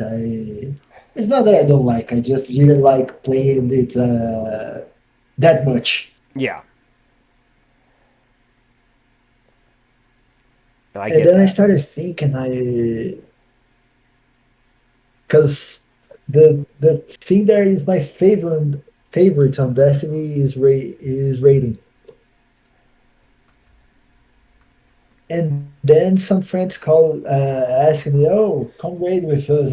No, I'm doing my brightest farm, and then I stopped and thinking, why I'm farming this shit if I don't even like playing it? I'm not playing stuff that I like on Destiny to farm bright dust, to farm items that I won't ever use because I already had a cosmetic look that I like it and usually I just stockpile bright dust. Right. So I did till Halloween hit. Then I lost it all. Oh, I spent too much on some of the yeah. cosmetics. Then I decided that I would just spend on cosmetics for my main character. I play mainly Hunter, Okay. and before that, I got cosmetics for every class, and then I started to think, oh, I didn't log in with my Titan for 3 4 months. Phew. Why I need to buy every cosmetic for him? Yeah. And then I started to play Destiny more casually. No, it makes sense. On the bright desk topic, have you logged in every week since the 30th anniversary? No. Because To they've. be honest, I logged twice since anniversary. Okay. I tried to get all the free time I had to implement some new stuff on Little White, so I'm not logging into Destiny ever since all the latest weeks. No, you're good. I just said it asked because since you're talking about bright dust, they actually are giving away 700 bright dust every week till Witch Queen Oh launches. shit! So what you'll do is you just log in into the game. All you have to do is load into the game, go to the store tab, and where that normally they have that like deal where they've dropped like certain prices lower in silver and stuff like that in that one spot. There'll be a little thing to claim 700 bright dust, and you just press it, and it's yours. That's pretty cool. So I just figured I'd let Also, you know. oh yeah, that's pretty cool.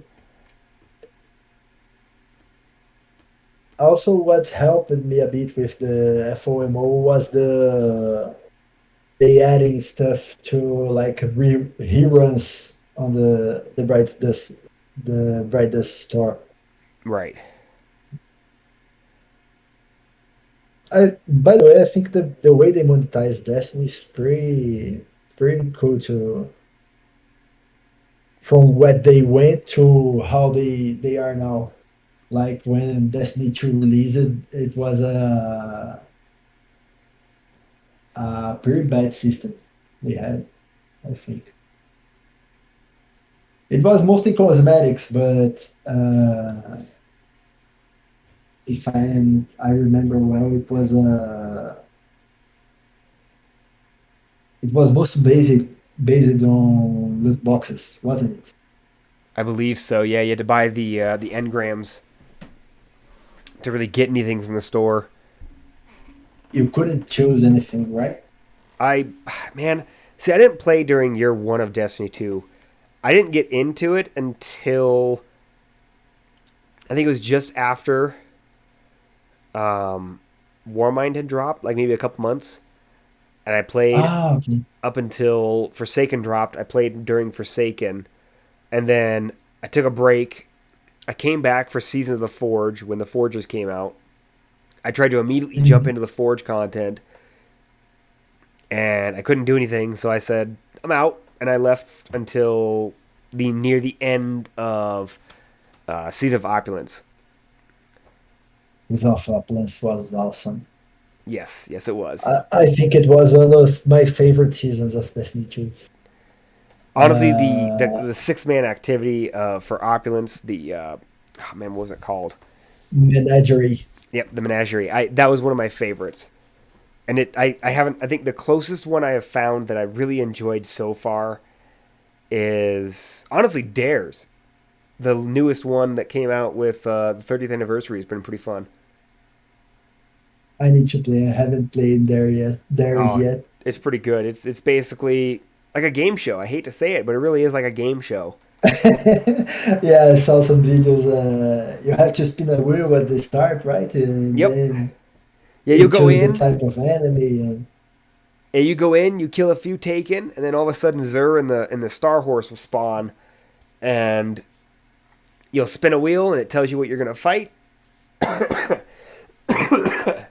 Then you'll go. You once you fight those enemies, and you do a certain amount of rounds with them. Sorry. You move to the next room, and you do the exact same thing. You spin a wheel, find out what you're gonna fight. And then after that, you go, after you finish those rounds, you then have to just choose. You get 3 choices. I think this week it was Cabal in the center, Vex on the right, and Hive on the left. And you get a choice. Your 6 man fire team gets to choose. You stand on these plates, and it tells you if you get it or not. You get a buff if you get it correctly. If you get it wrong, you don't get a buff. You get a debuff. okay. And it's pretty fun. That's how you get into your boss fight. It's really interesting. It's definitely different. So,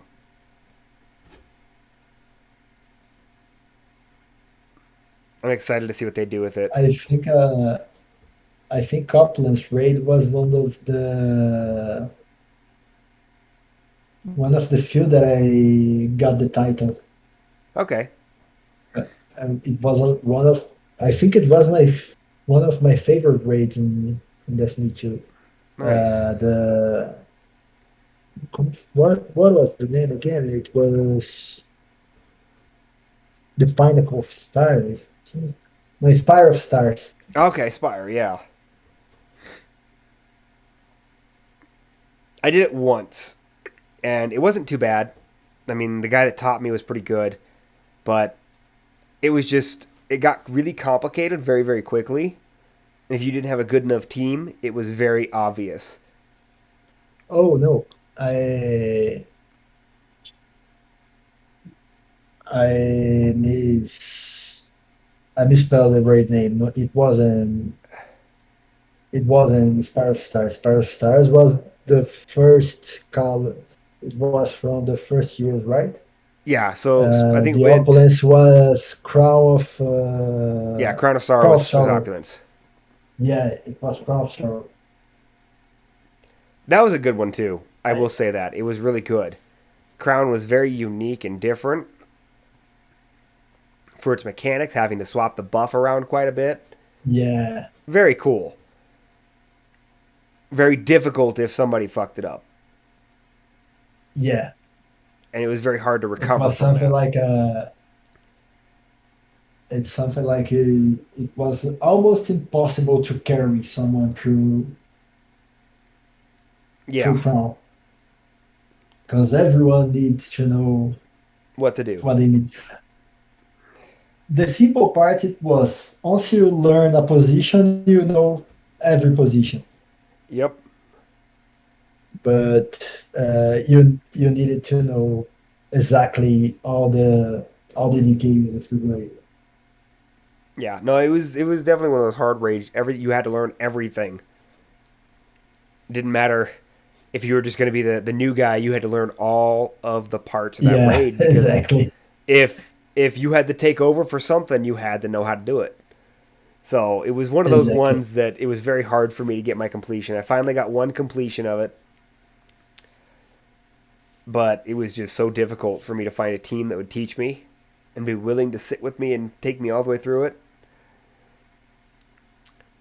But we finally got it done. It was pretty fun. And then I'm Yeah, trying to think of another one. Honestly, Eater of Worlds was really easy and really fun. either one of words was really easy and really fun. It was one of the raids that it doesn't get boring by being easy, right? No, it was pretty fun. I mean, I used to take It people through was it all the pretty time. good.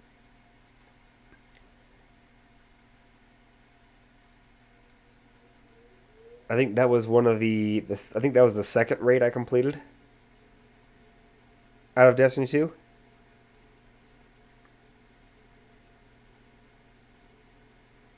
I think I completed um, out of them until now, Okay. at least once. I think the one I did. Uh, I think the one I did last was Last Wish. Ah, I never learned a lot of stuff in there. see, it's one of my favorites. I love doing Last Wish. I take people through it all the time. One of my favorite encounters is most people hate it, but it's Vault Encounter, where you have to have those three guys read Oh, the three defenders. I get lost all the time there. I love it. It's one of I my never know where favorites. to go. So I was taught by this buddy of mine. His name is Daddy Dez, and he taught me a really good trick for it. When you read the pictures, the symbols, you've got right and left. And Tumbra is always right. So you think AR-15, which is assault rifle or anything you want to keep in your mind, that AR, right? So assault rifle. And then for Penumbra, it's PL because Penumbra's so sorry. Penumbra is always left. So what he told us was think penis lickers. And ever since then, it's kind of stuck with me, and it's kind of just how I tell people how to do that part. And it works great. I'm not going to lie. I have not had any problems. Everybody I've taught how to read has figured it out really easy with that little trick I teach them.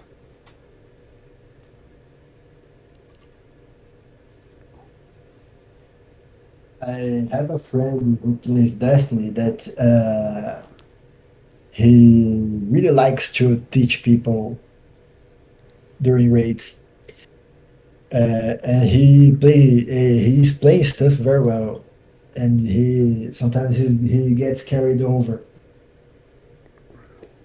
So we had to stop him. He started to talk about the lore of the raid, and then it's half an hour and he teaching the basics. Yeah, yeah. I've met a few people like that. I'm like, okay, man. All right, we gotta do this at some point. You know. Sometimes I just okay, where do I shoot? Yep. Oh, it's here. Okay, okay. I don't need to know how the Vex came ended up here. I just need Right. to know where to shoot. The last raid I did, where I was trying to teach somebody how to do the raid, it was a Last Wish raid, and for some reason, everybody but me and one other person decided we're not going to drink, but everybody else was drinking. And I was trying to teach somebody. That was a bad night. It took us. Oh, what was it? We were 4 to 5 hours in, and we had barely hit third encounter. It was bad. I I have a friend that used it to drink every time we played. Every time. And I'm not sure if I think he had a health problem. Uh, I think it was diabetes, if I'm Okay, not yeah. mistaken. But he had a problem. He couldn't drink, but he drank a lot.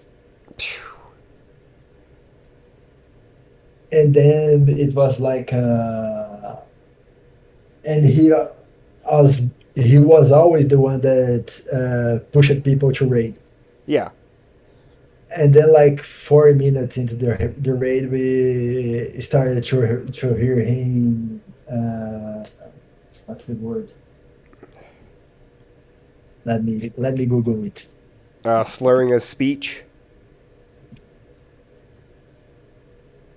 I'm trying to think Sorry, of the what? slurring his speech. If that's what you're thinking of. No, he's snoring. He started to sleep during the raid, Oh shit. and then we saw his character running towards a wall, Oh man. and then we started, Nevis, where are you going? And then Oh man. he's left. Girl. I mean, I've done a few raids with some people like that. I mean, I did one raid, one of my first times doing Last Wish. No, third or fourth, but the same guy that taught me, he goes into this raid, and this man hits a bong, if you know what that is. No, No, okay, he's so what? a bong, it's a way to smoke weed. Ah, bonk, bonk. Yep, Yeah, yeah. That big glass thing with liquid in it. glass things. Yeah, Okay. yeah. He hit that, did 5 or 6 mushrooms, and then was drinking on top of it. And for some reason, somehow, we pretty much like blitzed through this raid. Like I have never we've completed this raid so quick. I was shocked we made it through it. Because I mean, he went through 5 different personalities throughout that entire raid, and we're like, "Wow, man. What a night." It was awesome though. One phased Riven. We had a little bit of a hiccup on the Queen's Walk, but everything else, man, it was just walk through. It was a piece of cake.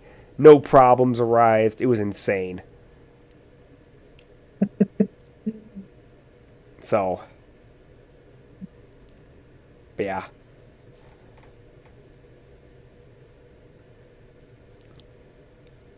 So, I wonder if it would went as well if he did it sober. he knowing him, it would have been a lot quicker sober, honestly. Ah, okay. He's one of those guys that that's all he does. Like that's the only thing he hops on for Destiny to do. Is he'll do his daily stuff when he's bored, but he'll pretty much just jump on as of late to do raids. And we were talking to him when we did that drunk raid. He came in and talked with us a little bit, and he's like, "Yeah, how we do our raids is we start with Garden of Salvation as our first raid of the night, and like after 5 minutes of doing the raid, we all shotgun a beer,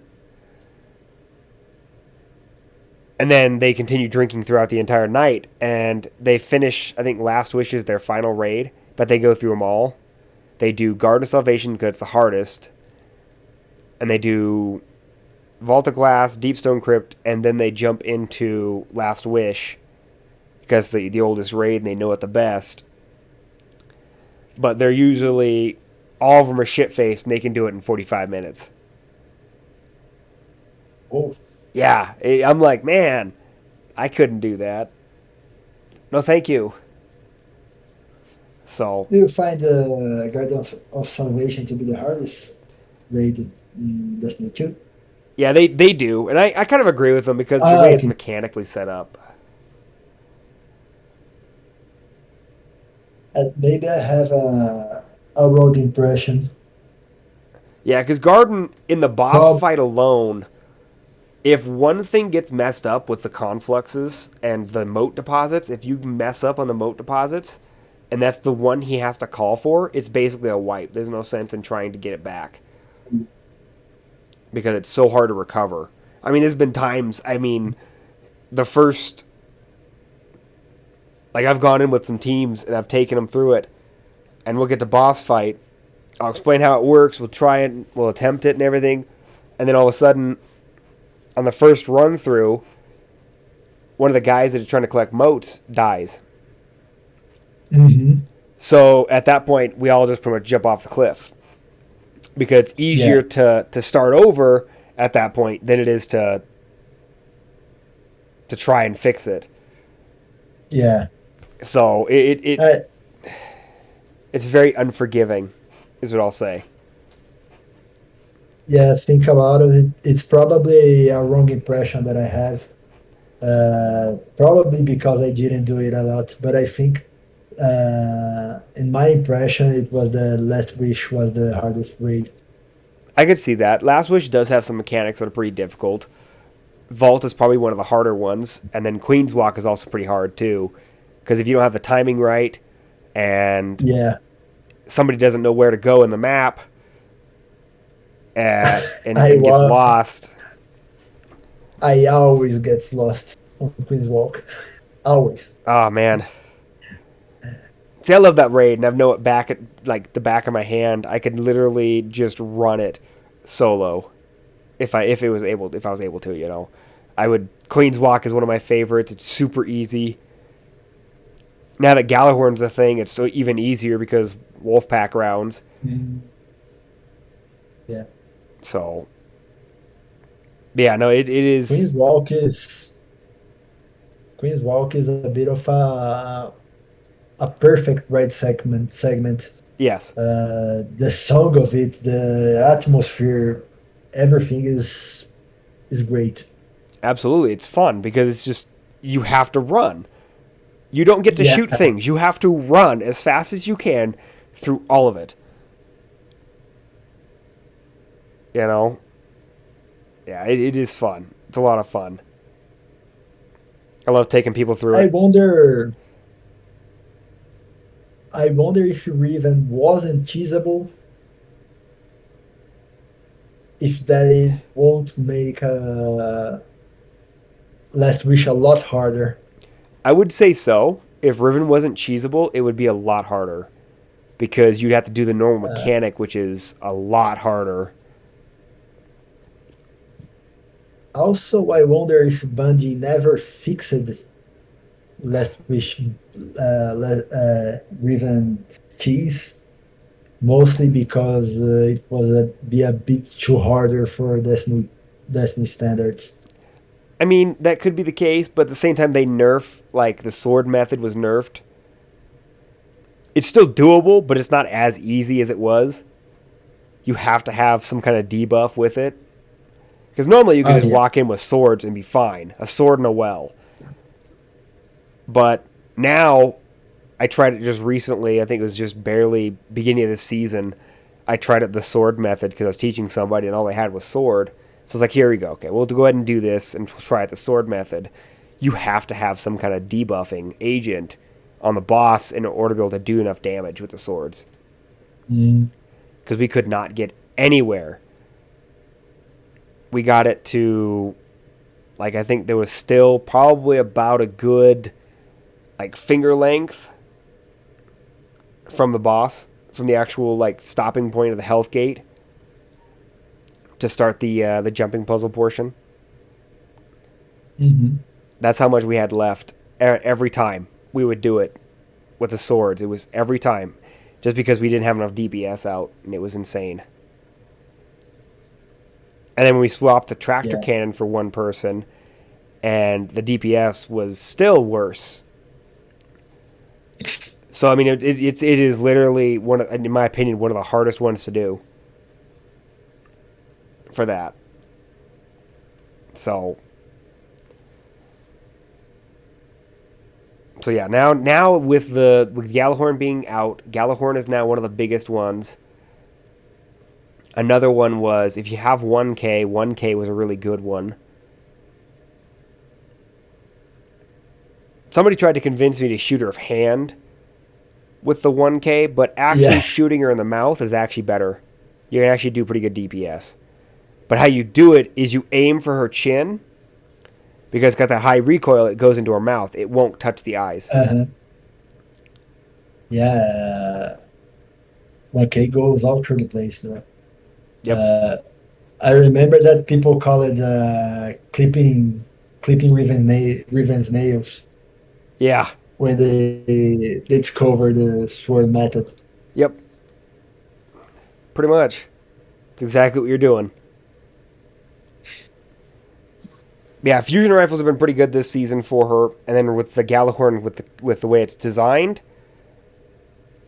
if you have the catalyst, it's pretty busted because what you do is you just have one person running Galahorn, and the rest of them are running like Ascendancy, which is a seasonal rocket launcher, and it is just Hmm. gross the damage you can output because Wolfpack rounds are now shared between your fire team if one person is holding Galahorn and everybody's Everyone standing next to him. gets it, right? Yep. So then with you have Ascendancy, if you have Explosive Light, so when you pick up motes of power and things like that, when you shoot that rocket, you get bigger damage.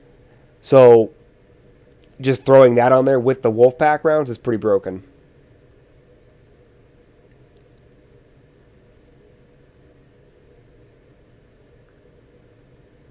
And then someone's saying also using lasting impressions rocket launchers are also higher DPS for Driven as well. So Lasting impression is from where? the rocket launcher. So the way it's designed is when you shoot a rocket, the rocket just stays on the body for a couple extra seconds before it blows up. Yeah. So it's got higher DPS with that and Galley combined because it still procs the whole Wolfpack rounds after it explodes. So it's pretty good.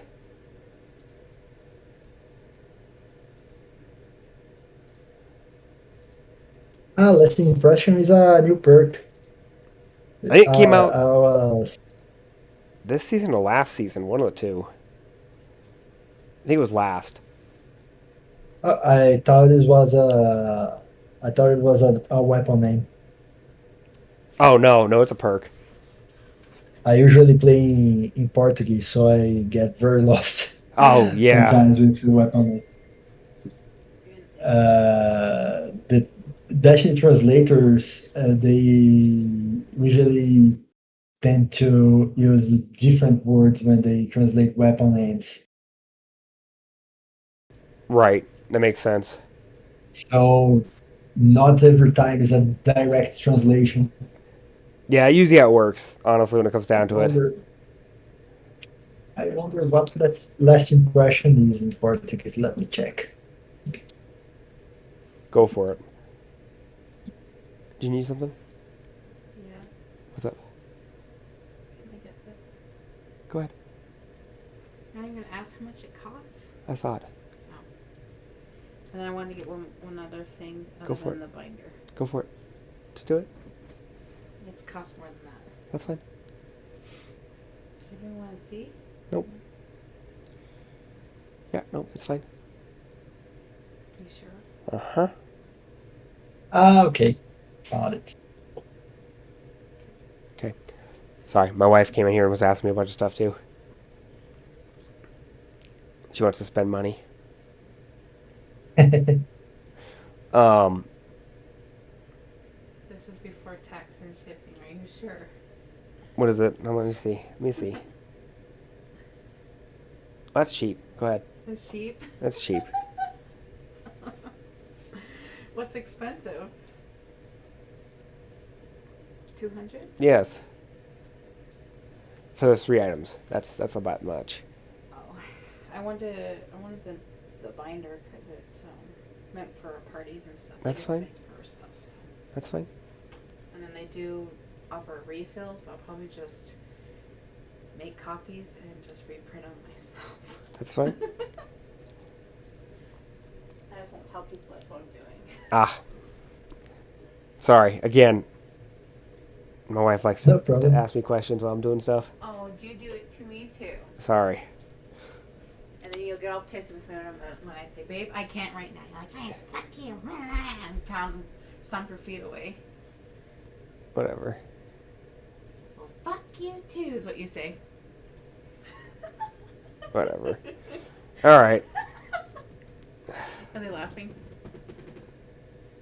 No. Oh. They're almost done. So, real quick, what made you create the app Little Light? To be honest, I was studying Benji's API since Destiny 1. I tried to create an app, I think, on the last year of Destiny 1. Okay. But then I stumbled into some things like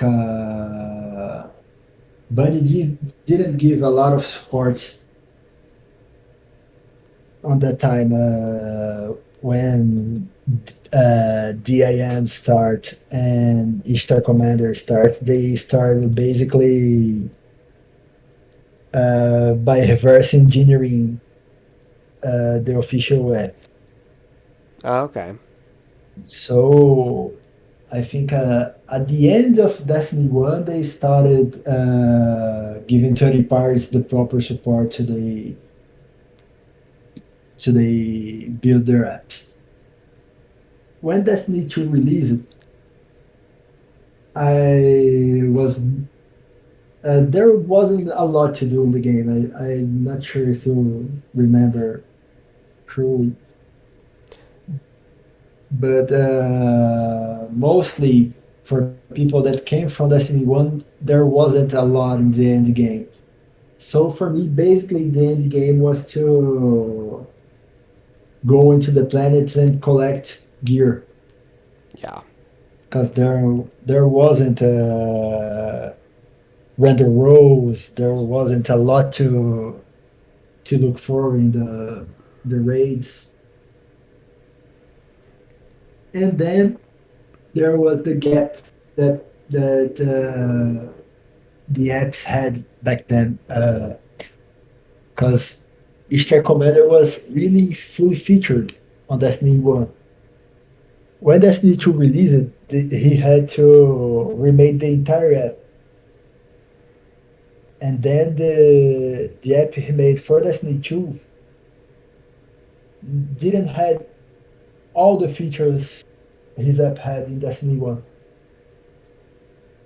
And I missed that a bit. I used his app a lot. I tried using DIM at the time as well, but it wasn't very friendly for mobile users. No. For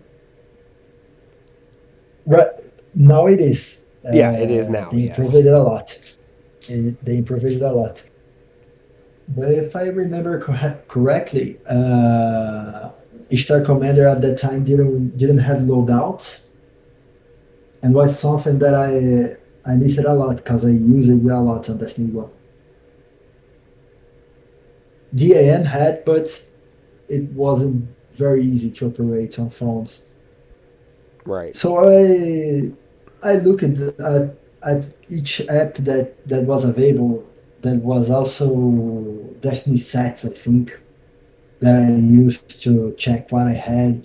By the way, there wasn't collections in the game as well. Yeah. We had to use an external site to check what you had and what you didn't.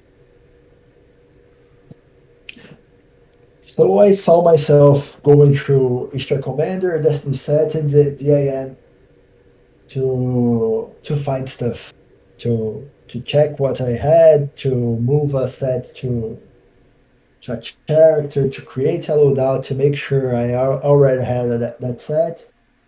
So I thought I need to make this easier,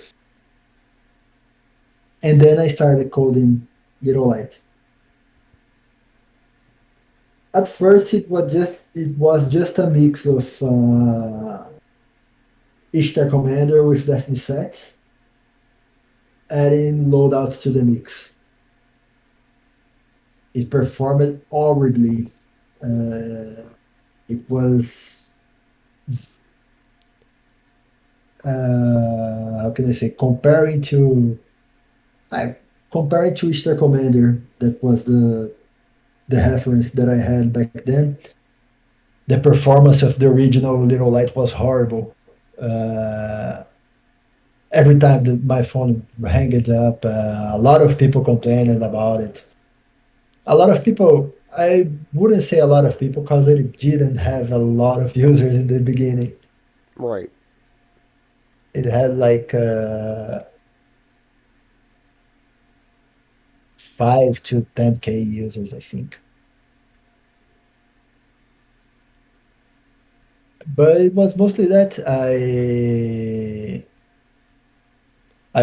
found some stuff that I wanted, that I liked in other apps. By the time I shamelessly plagiarized them, I have a lot to give to Mr. Commander because most of the UI on Little Light was based on it. Uh, but it was mostly that I tried to mix stuff that I found in multiple apps that I was using into a single one, and then add more features as it as it goes. Okay. That's cool though. I mean, I will be honest with you, dude. Every time that we have a new DLC that drops or something new that comes in this like the seasons or whatever, the first thing I do is open up Little Light and I scroll through the new collection screen. And I check and see what's new, what new weapons, what's the new perks, and I love it. It's one of my favorite things to do. Just that little bit of sneak peek ahead before I can get home to try it out. It's awesome. I love that fact that I can sit there and see what weapons drop with what perks. It's fantastic. Yeah, that I think I made collections in the app mostly because of that. I wanted to see, even when there wasn't a new expansion. Sometimes Bungie they fail to redact some stuff. Right. Now they don't as uh, as Much. much as they did before. Yeah. But before they failed to redact stuff into the API. So a lot of stuff. Oh, they're gonna bring Orc's ship back, like when they released the Whisper of the War mission. Okay.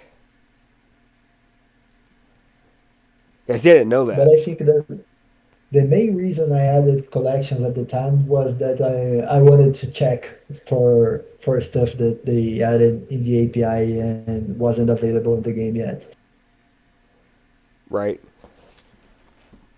It's fantastic. It's a great feature. I mean, I love being able to tell people like they're like, man, is this what weapon this what can roll with this gun? I'm like, oh yeah, sure. Let me pull it up on my phone. I love that. I can just pull it up on my phone, find the weapon that they want, and I can be like, yeah, so it can go with this and this slot, this and this slot. It's fantastic. I love it. Yeah, there's something I want to investigate a bit further on how to use it. I get that a lot of people share screenshots of Little Light with one another to say, "Oh, I got this role and everything," or for example, when they go there and build their own role, own Little Light, and say, "Oh, I want this one." There's something I want to explore in the future, something like a easier way to share something from the app to other person that has the app, Okay. like something like a web link that the app itself will open and show exactly the same information to other people. That'd be pretty nice. That'd be pretty cool too. It'd be very helpful for a lot of that kind of stuff because again, I do a lot of sharing my roles with people and things like that. So no, that'd be fantastic. Huh. There was a feature in the app for some time that was something like the app would create a screenshot of like the weapon view in the game. Yeah. I'm not sure if I explain it correctly, but pretty much the app will reproduce the weapon view in the game and share us a screenshot, but it was too much trouble to keep it, so I ended up removing it. Okay. And every now and then someone asks, "Oh, when are you going to try that back?" And I always try to avoid, I mean, it makes sense. If it wasn't which is working for you, something, yeah. but it's something that I want to bring back sometime That's cool. So, because I know people like it to share stuff with one another. well, absolutely, you gotta show up your friends. You gotta say, yeah, I got a better role than you. Yeah, But no, I mean, they keep updating the API. Like they just released, what was it, a couple of when the 30th anniversary came out, they said that they were going to allow you to third party apps to be able to do bounties and things like that. I think there was something else. bodies, No, not bounties. It was oh, the the mods, mods. There we go. That's what it the was. mod change. Yeah, and I bet that's a lot of work. that's why I not play Destiny. Yeah, I bet it's a lot of work to rewrite something to allow you to do that. So, Yeah, it's a bit. I think mostly will be user interface work more than recode stuff. okay, The coding, the coding part to make it work is a bit simple.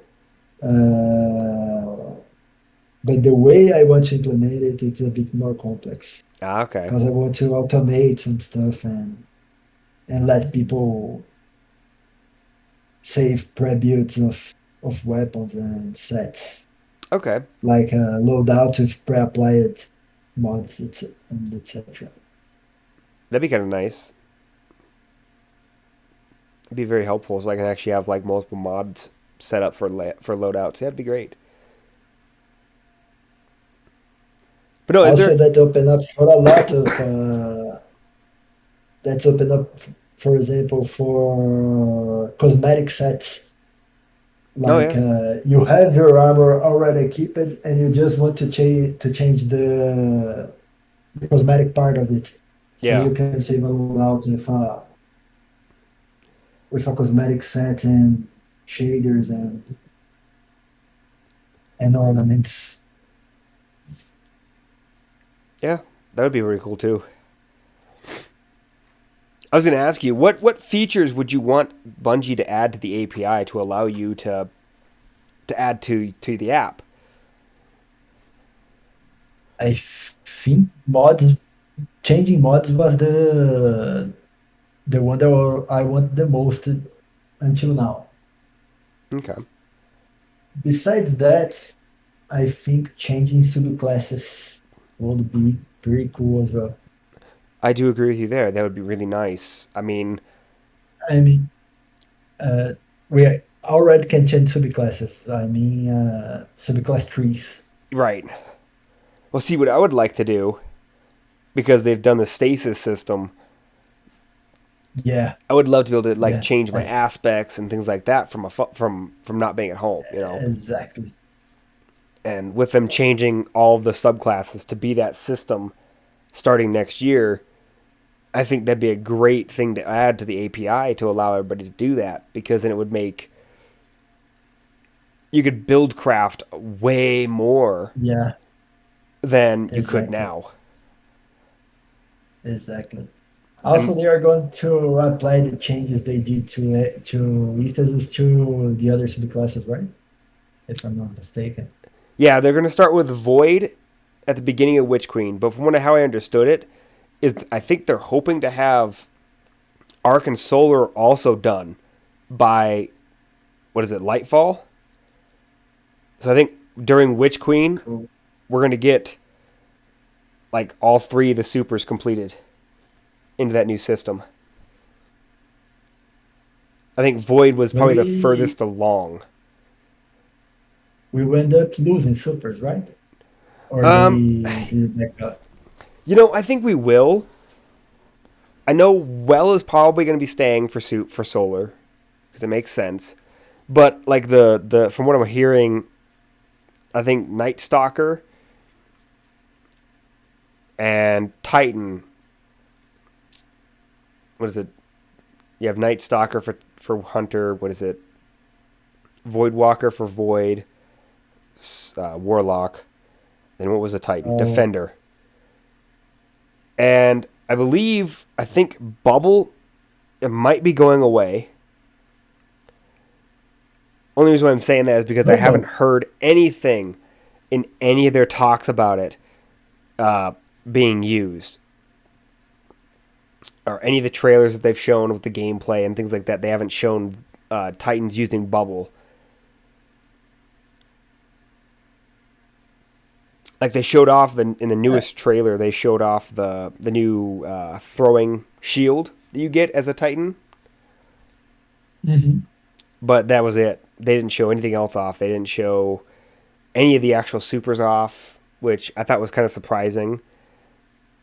I figured they would show off some stuff like that just to give us a little preview and a little tease of it. But they haven't shown much. Yeah.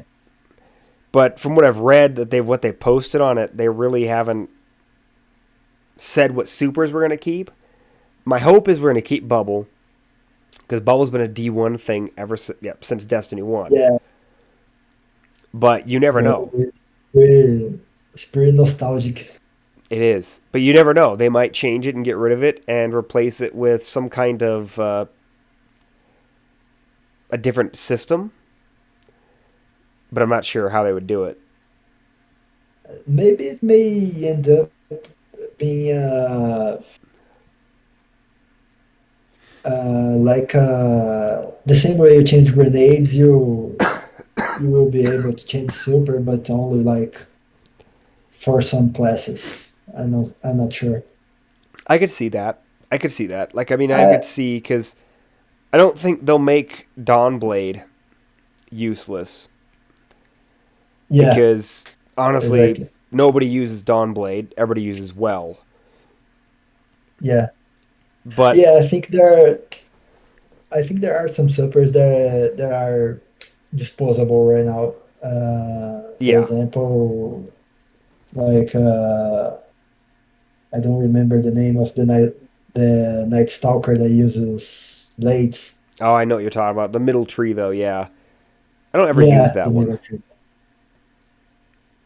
And ever since they took away Or Blade the Dancer, I've kind of just quit using that yeah, because I used to do Blade Dancer as my main back in or Destiny like 1. the Void Walker that uh, not the Nova Bomb, the one that goes roaming through the map. Oh, I'm trying to Uh, think. I think it's Top Tree, the one that follows everybody. Yeah, that one's pretty useless. oh no, Bottom. not the Nova Bomb, but not the Nova Bomb, the one that Oh, Middle Tree. the one Void. lock itself. Yeah, middle tree. I'm trying to think what it's called. Void Walker? No. No, it's Handheld something else. Supernova. Oh I yeah, yeah, that one. The one that gives you that I grenade at think a least. lot of them can turn into versions of the super, Oh yeah. but some of them, well, I don't think all of them need to be carried over. No, I do agree with you there. I mean, I would personally for Titan when it comes to Void, I would keep Bubble Yeah. and I really like Middle Tree and the way it's designed because it's basically an aggressive version of the Bubble Super basically. Hmm. But I believe the that the bottom tree would be the better one to keep because you have a defensive and you have an offensive class at that point. The bottom tree is the one that you Two can shield. punch. Punch. You get two throwable Okay, two shields in your shields. super. Yeah. Yeah, so that was bottom tree. Oh, thank you. Someone actually corrected me. It was Nova Warp is the middle tree of Void for the Nova Warlock. Warp. Nova That's what it Warp. was. Exactly. And then I'm trying to think for hunters.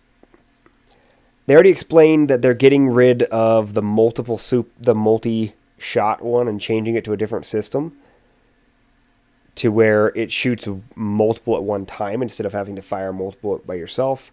So they're already keeping bottom tree in a way. But see, I could say for the hunter, I would say middle tree would be a better one to keep than top tree because you don't want the same thing. Which hunter? Yeah, for hunter. The only reason why I say that Uh, is because if they keep both top and bottom tree, it's the same super. yeah, but which top class? Gunslinger? No, void. Ah, Void. Void. Yeah, Night Stalker. The only reason why I'm saying that if Not smart. you don't want to keep both top and bottom tree on that one because it's basically the same Oh, super. yeah. The only difference is Yeah. top tree is only a one shot, bottom tree is multiple, which they've already Yeah. said that the multiple one is staying.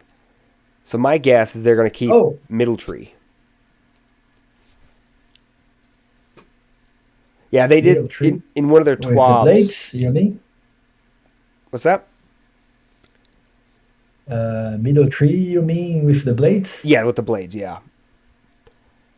Discount Blade Dancer, as I call it, because they ripped off Blade Dancer. Yeah, one of the first TWABs they announced the Void subclass changes. That was during the August show, I believe. Mhm. They said what was staying, and they talked about one of the supers for the hunters. I'm trying to remember which one it was. Where is it at?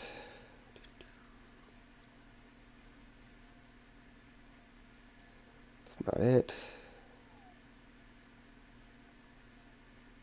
There it is. Let me scroll down here to talk about it as soon as it loads. That's not it. There it is.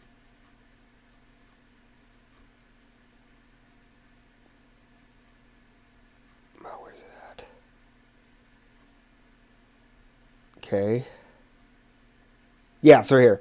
So, Night Stalker Hunter is Shadow Shot, Mobius Quiver, Super. Fire 2 volleys of 3 void arrows in a cone that seek out enemies and spawn void anchors on impact. Shadow Shot makes tethered enemies volatile and deals increased damage to tethered targets. And then it said one of the main usability pain points of the current iteration of Mobius Quiver is having to press the super input a whole bunch of times to fire each arrow individually, which is cumbersome and takes a lot of time, and often results in the player drifting somewhere they didn't intend to be, off the side of a cliff, as totally hypothetical example. Yeah. By firing multiple arrows at I once, it should be a lot easier to blanket an area with traps in preparation for a fight or burst damage on a boss. yeah, I did that a lot. Yeah, I've done that too. Trying to fire a lot of arrows and then floating through a gap and falling. Yep. Yeah, no, they didn't even talk about see the Titan. So that was one of the ones that they did for the Hunter. They talked about the super, and then they talked about an aspect. For the Titan, they talked about an aspect and a projectile melee, which is the shield toss. For the Warlock, they talked about the projectile melee they've added, and a new aspect that they're adding, and that was it. The Hunter was the only one that got anything on their super. Oh, the Titan will have a projectile melee. It Yep. is they're gonna throw their shield. Yep. That's pretty cool. Yeah. And then the Warlocks have a new projectile melee for the Void class. Basically, launch a tracking unstable ball of void energy that detonates when it nears an enemy, pushing targets away from the blast and making them volatile. Because they're adding this new system Kind of like how stasis works. You got the slow, the freeze, and the other one. What was the other one? Mhm. I can't remember what the other one was. But they're adding a new thing. It's called suppression, weaken, and volatile. Suppression is basically you can suppress abilities. Weaken allows the target to take increased damage, and then volatile, the target is afflicted with unstable void energy and will explode upon taking additional damage or on death. So that was one of the things that they were talking about. They wanted to increase the change how it worked. So they went with that stasis system. Totally. So yeah. So I don't know what they're going to do, but I would love for them to allow the API to have that option of being able to swap like aspects and things like that. Yeah. With them moving to more of That'd be cool. a build crafting system, anyways, because they got rid of the whole requirement for glimmer for your mods and things like that. That they're basically going to a build system. They want you to build builds and loadouts and things. Yeah, going into that subject, another thing that I would really like, but I find it very uh, improbable to happen, is allowing to equip stuff in combat zones. Oh, agreed. I know there's a lot of stuff that can be exploited that way, so I don't think that will ever happen. But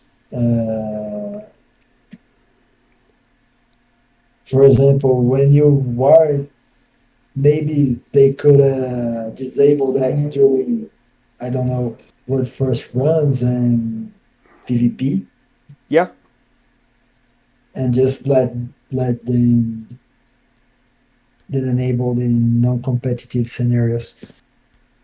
yeah, I But I'm agree. not. I don't think they will ever do that.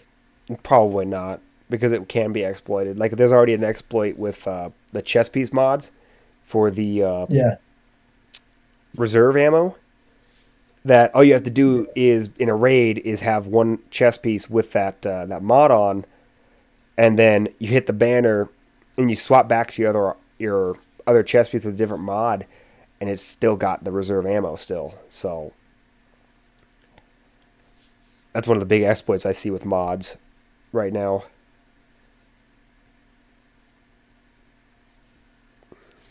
Yeah, they probably never do that just because of that. What? Sorry. So you've never seen that exploit? Ah, from the chest armor. Yeah, the reserve ammo. Yeah. So yeah. Yeah, that was one of the things that I would say that they would probably not do that with because you could do stuff like that Oh yeah. with swapping out weapons mid fight. Yeah. Yeah. I just wonder if the trade-off is worth it. Like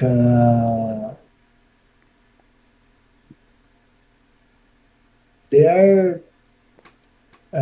preventing you for changing weapons through apps for the entirety of the playtime when you're a combat zone in a combat zone. So I'm not sure. I'm just not sure if that. I mean, even if they can, that can be exploited. If it, is it that bad? Is it that bad exploit to trade for not having the ability to keep stuff? Yeah, yeah, I don't know. It I it, it, mean, it, it would be I interesting. Sorry, I didn't mean to cut you off. Go ahead. oh no, it was that probably if they managed to avoid that in competitive scenarios or world first runs, I think that would cover most of the problems that they could have with people exploiting that. Because I don't know if the player is exploiting that on their own game. I'm not sure if that's really a problem. Yeah, I don't know. I do not know.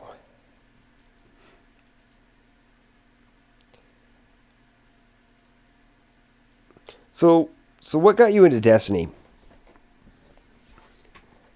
That's a pretty funny one. I had just bought the PS4 and I had no games for it.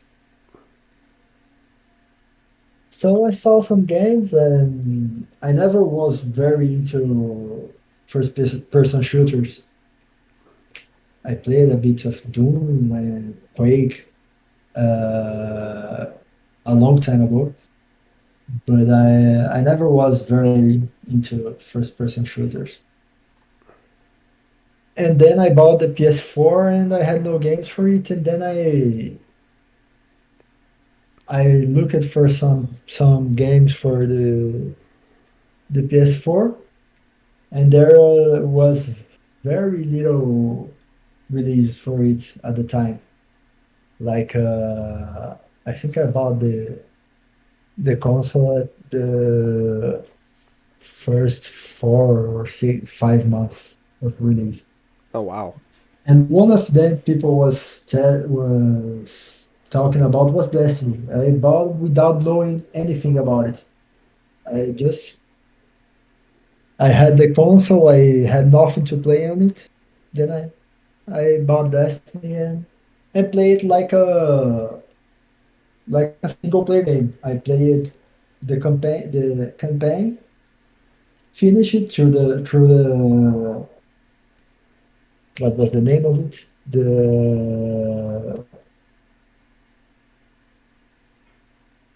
The big Vex with the Portal Guardian, something Oh, like that. the big black heart. Yeah, but the that big Vex that you fight of the Black Heart. I don't remember his name I don't in either. English. I don't remember his name. I just remember fighting the black heart, and that was it. But then I finished it and put the game away. I just played it and then someday I was talking with a friend about games, and I told him, and he told me about Destiny. And I told him, "Oh, I already finished it. It was cool, but a bit short." And then he told me, "No, you didn't finish Destiny. Why?" And he came all about, let me show what Destiny had. And then I learned about raids and all the multiplayer and everything. And then it was a whole new world. Whoa, this game is huge. Yeah. Then I got it and never went away. I take breaks every now and then, but since I got into Destiny multiplayer, I was really amazed by the game. Nice. But it's kind of an accident. Okay. I wasn't following the game, or I didn't knew anything about Bungie itself. I never played Halo. Yeah. Like it was not like I was expecting something from Destiny when I played. Yeah. See, I pre-ordered Destiny 1 because I saw Bungie was creating a brand new game. And I'm like, oh man, I got to get this. It's Bungie, man. I mean, I followed them all the way through their Halo progress. Back on 360 and everything. I played as many Halo games as I could that I knew of and everything, and I loved it. And I had to get I had to get the next title that Bungie was coming out with, and I was super excited. I had a like. I mean, I was so excited for the game. I had a timer um, on my my actual phone, and my tablet and things like that that would let me know when the game dropped. Like I had it set up to where it would just let me know. I'm like, okay, I gotta keep track. You know. That's pretty cool. So it was nice. It was really awesome. That, No, that's cool, man. I mean, things like that happen all the time. Just out of nowhere, someone will be like, "Oh yeah, there's so much more to do in this game than that," and you're like, "Wait, what? yeah, What? exactly. There's I more?" I just rushed through the campaign and okay, it's done. I finished it. I played the game. I will never play it again. Okay. And then someone showed me raids and nightfalls and the end game and Destiny itself. Nice. But at first, I didn't even realize it was like a multiplayer centric game. I thought the multiplayer was just one aspect of it. Yeah.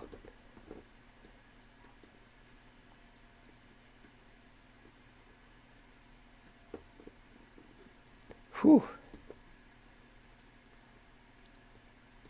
So, out of curiosity, what would be your ideal Destiny?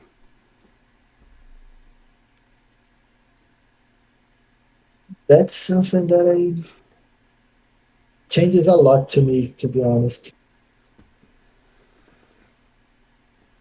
Um, Let me think. Take your time. It's a lot to think Uh, about.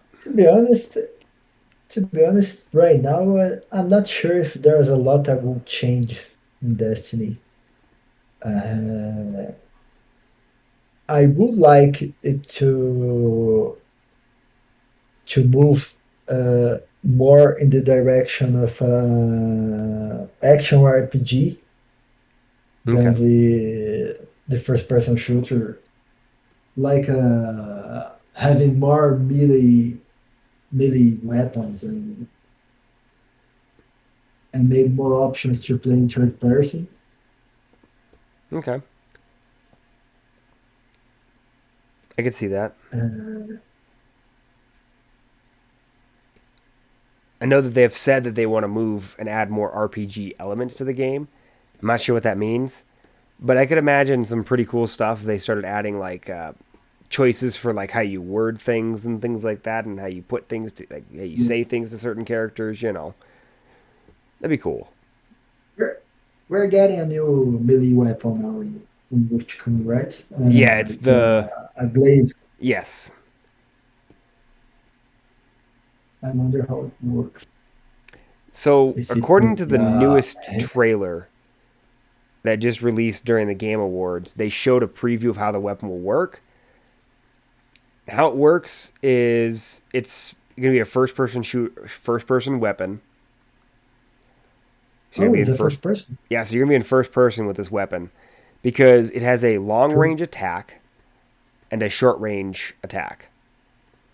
Mhm. The long range is kind of like a shotgun shot of sorts, I guess you could say it. And then your short range, of course, is your actual melee. Yeah, it's definitely interesting. It's very unique. Mm, sounds cool. Sounds cool. Is it a heavy weapon? You know, They specified if it will be heavy or I don't think they did specify. I'm hoping it's a special, but I could yeah. be. I don't know. I have to look back at their thing when they announced it. Let me just go to their website and see if it says which on their Witch Queen page, and see if it says heavy weapon or not. Because normally what they'll do is they'll put it on their website somewhere, just so people know.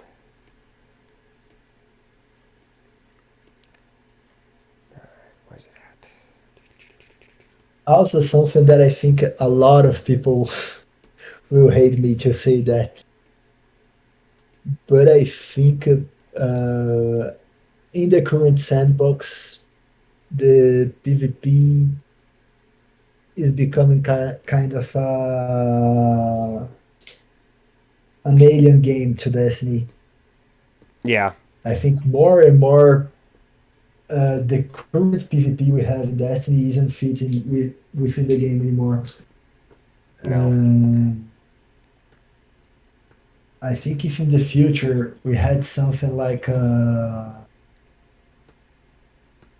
more towards to people had in World of Warcraft, where you had PvP in the open world Yeah. and where like factions, where one faction will fight another, and they live in different places and everything, No, I will like that make more idea. sense in the direction we are going. But I don't think having crucible matches the way they are right now, I don't think that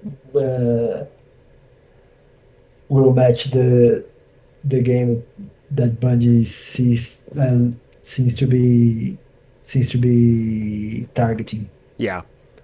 Have you played since the 30th anniversary when it comes to Crucible, or no? No. Because I haven't. And according to what I saw, they have reworked a lot of the subclasses. Like a lot. Like, I mean, your grenades now have a standard based-in timer without your discipline increase. Each grenade's got its own Oh different yeah. timer.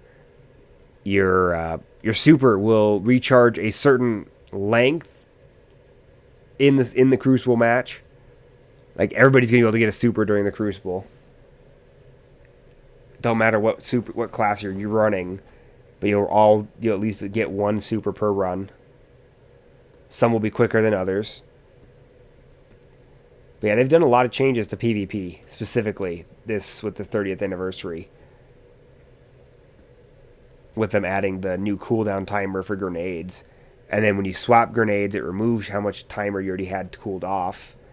If you're already at 50%, the moment you change to a different grenade, it goes back to zero. Mm, Or if it was got fully it. charged, it goes to zero. So, see, they've done some things to increase. I would say they're trying to increase quality of life somewhat.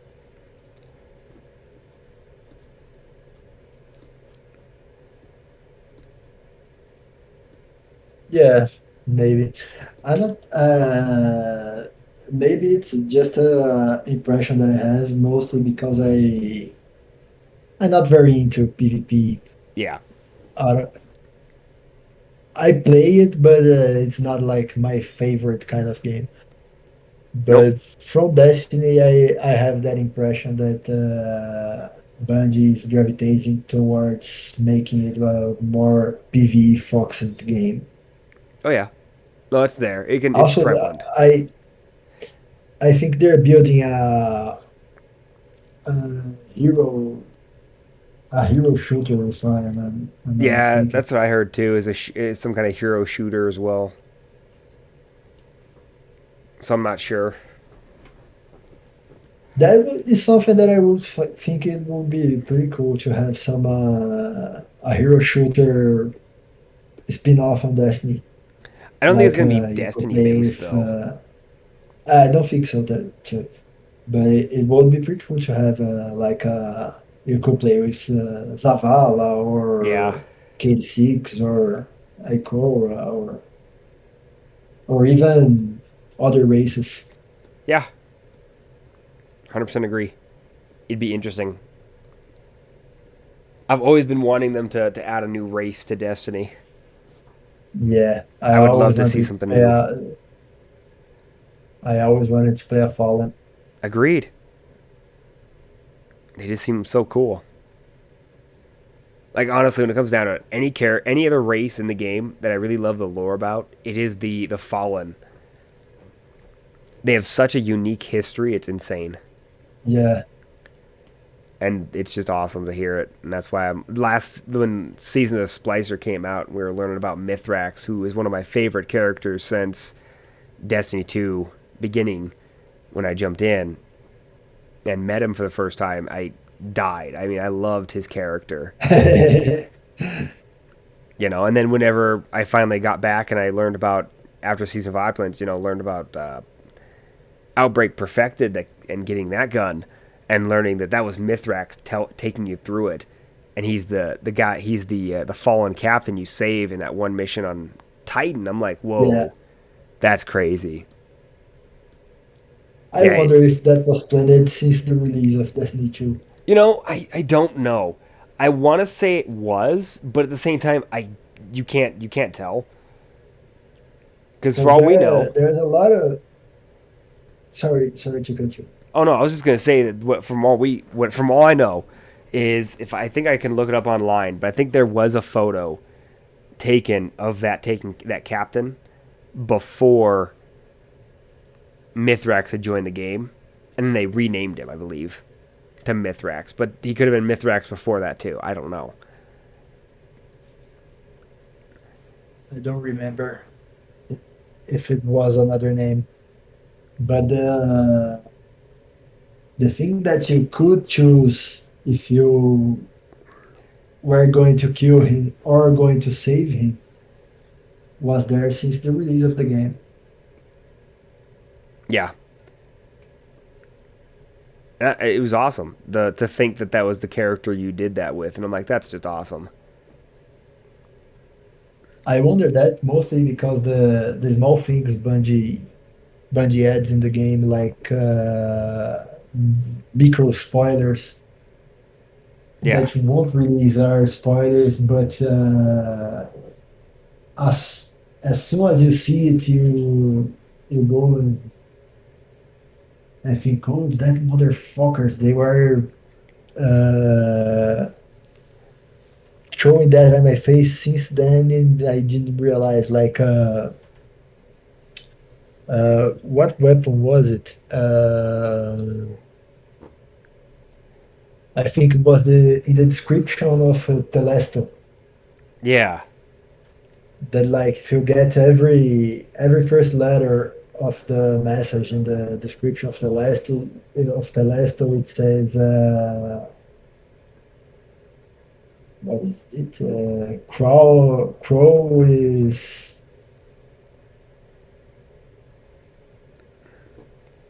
I don't remember exactly, but if you get every first letter of the description of the Telesto, it spoiled that Crow would betray us, Huh. something like that.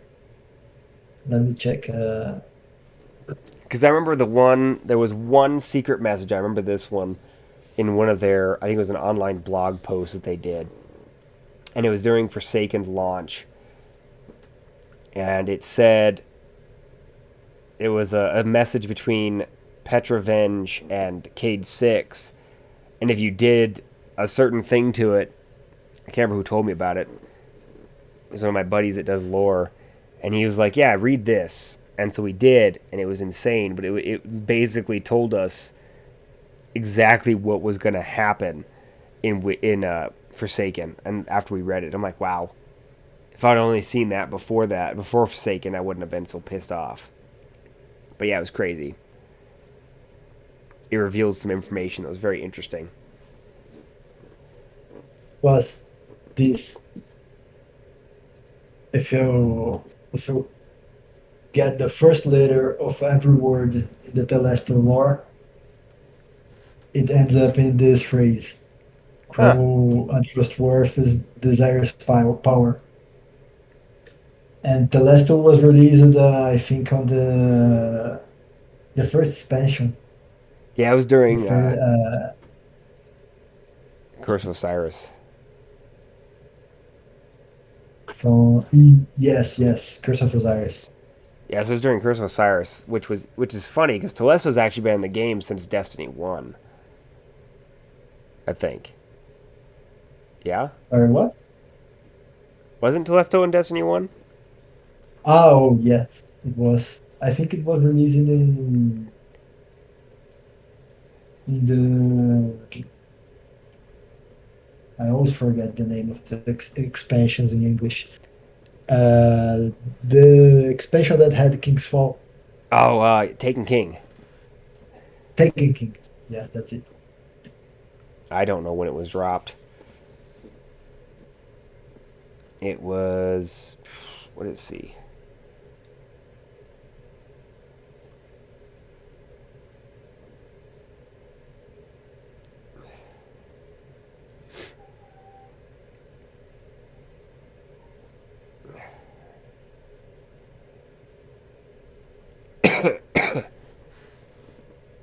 Just trying to see if I can find a photo of it. Yeah, it looks like it's got the Taken King logo on it. So yeah, it came out during Taken King.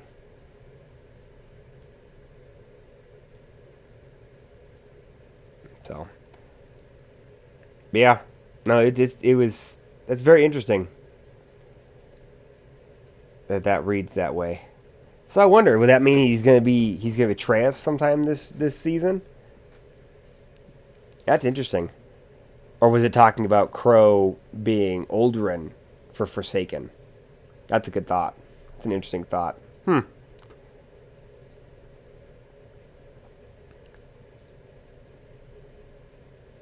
I don't know. It's kind of odd. I'm not exactly sure which one it is. Or what? So what I was saying was, I wonder if it's talking about Crow being this season betraying us, Oh because it no, it says was talking about. Aldrin. I think it was a message from Petra to. I think I'm not sure now if it was to one of the green. What's the name of them? Uh, Oh, I'm trying to think too. the witches like Sadia Oh, the and Techyons. Tachyons. I don't remember exactly if it was Petra sending a message to one of Tachyons, but it was before Forsaken. Okay. Uh, it was it was foreshadowing Ildrin escaping the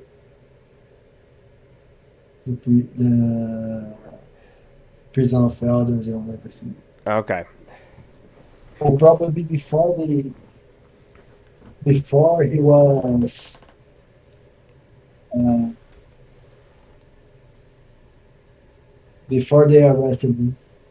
Okay. That makes sense. But that kind of stuff makes you think, doesn't it? When you find stuff out like that. Yeah, it's like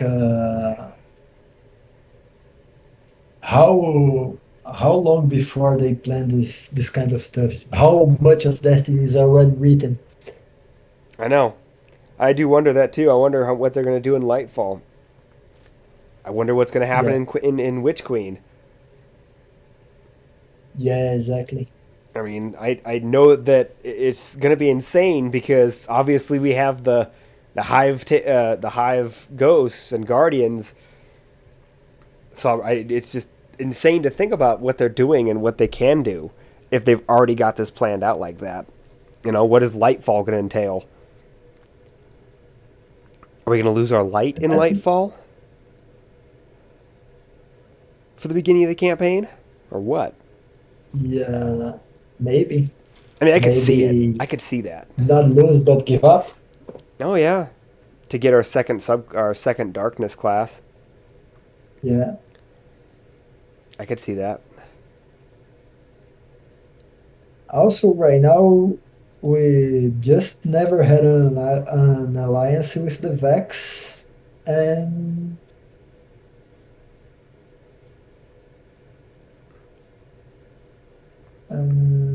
Taken, right? No, we have an We alliance already had with a the Cabal and the Fallen and currently. now with the Hive as well. Well, kind of Kind of. with Savathun, Yeah. but we know that she's going to obviously betray us with what we're doing in the cutscenes of the previews and trailers and whatnot in Oh yeah, the yeah. trailer. So we know that she's going to betray us. So I believe when they do deworm her, which we know we will, we all know we will. Something's going to happen. There's going to be some kind of voice line or something like that that's going to give us a kick into Witch Queen's story. Because that's usually how they do this. I noticed that during Season of Arrivals, a lot of the stuff that they talked about in that was kind of like giving us a clue of what was going to happen in Beyond Light, kind of. Not like a great source, but it was very informative how they were getting rid of like the other planets and things like that. And that was what mainly it was about, was trying to tell you what's happening and things like that. And then I think Witch Queen is going to have probably the same thing pretty much. The launch is pretty much going to have another one of those events. Like we might have a massive cutscene that plays during the final hours of the servers before they knock them down for the day before to start uploading the update. So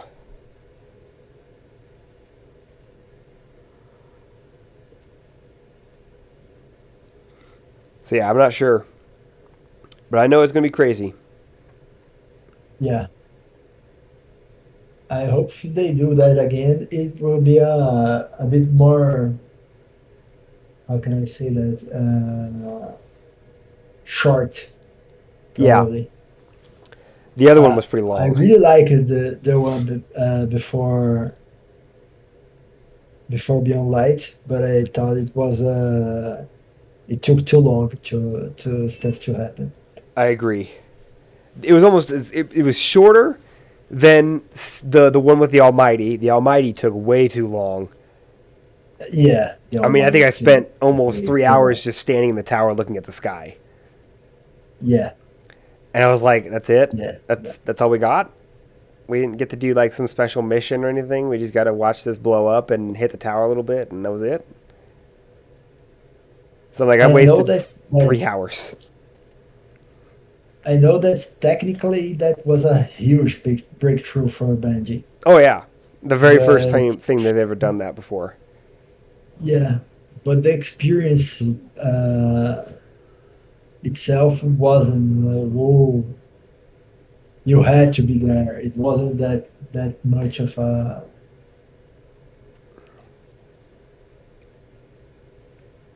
Yeah, if you weren't there, you missed out on a lot. I mean, just watching that scene when that thing fell from the sky, it was awesome.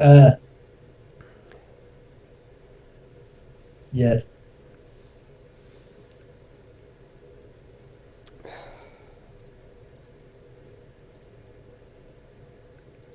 Did you have any fond memories in Destiny, either Destiny 1 or Destiny 2, that stand out to you? I think probably uh, my first clan. Okay. It was really something that it's like a group that I played a lot with. Most of the people in it or already were my friends in real life or became after that.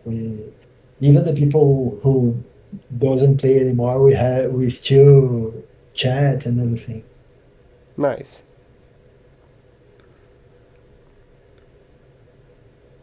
No, that's cool, man. That kind of stuff is great. You know, I still remember some of the old clans I used to be on when I played a few of those older PC games and things. And, you know, I talked to a few of those guys that I still have contacts, information for them. Because it's not as big. This is back when, before, you know, Discord and things like that. The main chatting service when I was playing these games was Xfire, which doesn't even exist anymore. It's a tournament. They've changed Xfire into like this tournament hosting thing. So the entire, like, all of my stuff to talk to a bunch of these guys have gone. So I have no contact information for them. Steam wasn't super popular because the way Steam worked is you had to have you had to buy a game on their library just to be able to add friends at that time. That was before a lot of free-to-play games had come out. Yeah. Because I think Team Fortress 2 didn't come out X-Fire. until... Yeah, X-Fire, yeah. It's an old chatting service. Okay. I thought it was a game.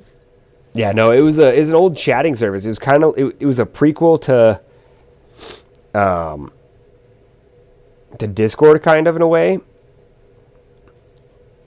Because it started out as a text chat and a voice chat kind of system in a way, and you could have friends, you could join servers and things like that, and things like that. But it was like old school.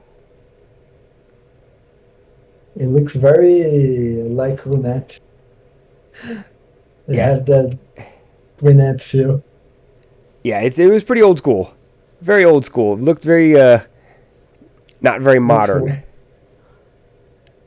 for the time, but a lot of it was really cool. But they shut down their chatting servers a couple of years ago, and they turned their entire website into a like blog news posting place as well as tournament hosting. So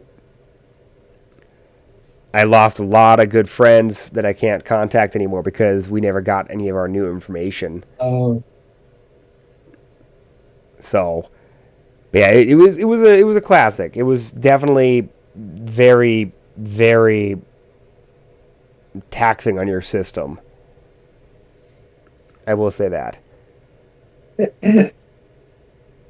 But it was very useful for a lot of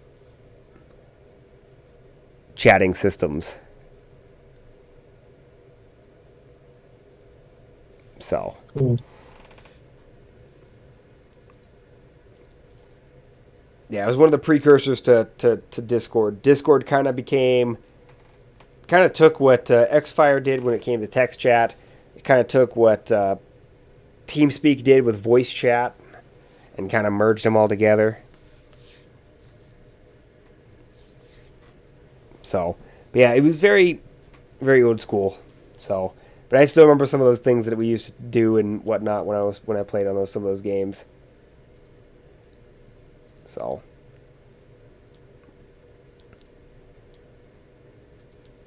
yeah, it's always good to remember that kind of stuff.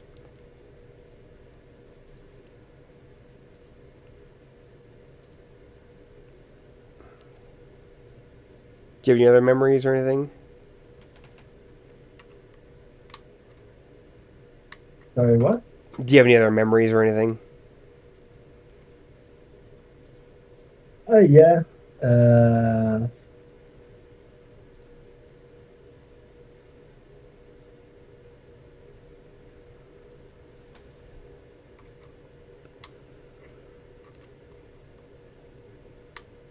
You're just trying to think of them. Sure. I had something like that. I'm not sure if you got to use it. Uh, it was a very it was not gaming centric, but I used it ICQ Oh, yes, yes. a lot when I was younger, and the same happened to it. I still remember my user ID from ICQ, but a lot of people, uh, when we stopped using it, I lost contact with them because ICQ was the only link I had to them. Yep. Yeah, I remember ICQ. My dad used to talk to his sorry, I didn't mean to cough in your ear. No problem. His brothers through the ICQ and stuff like that. So yeah. No, I've heard of it. Never really got to use it, but yeah.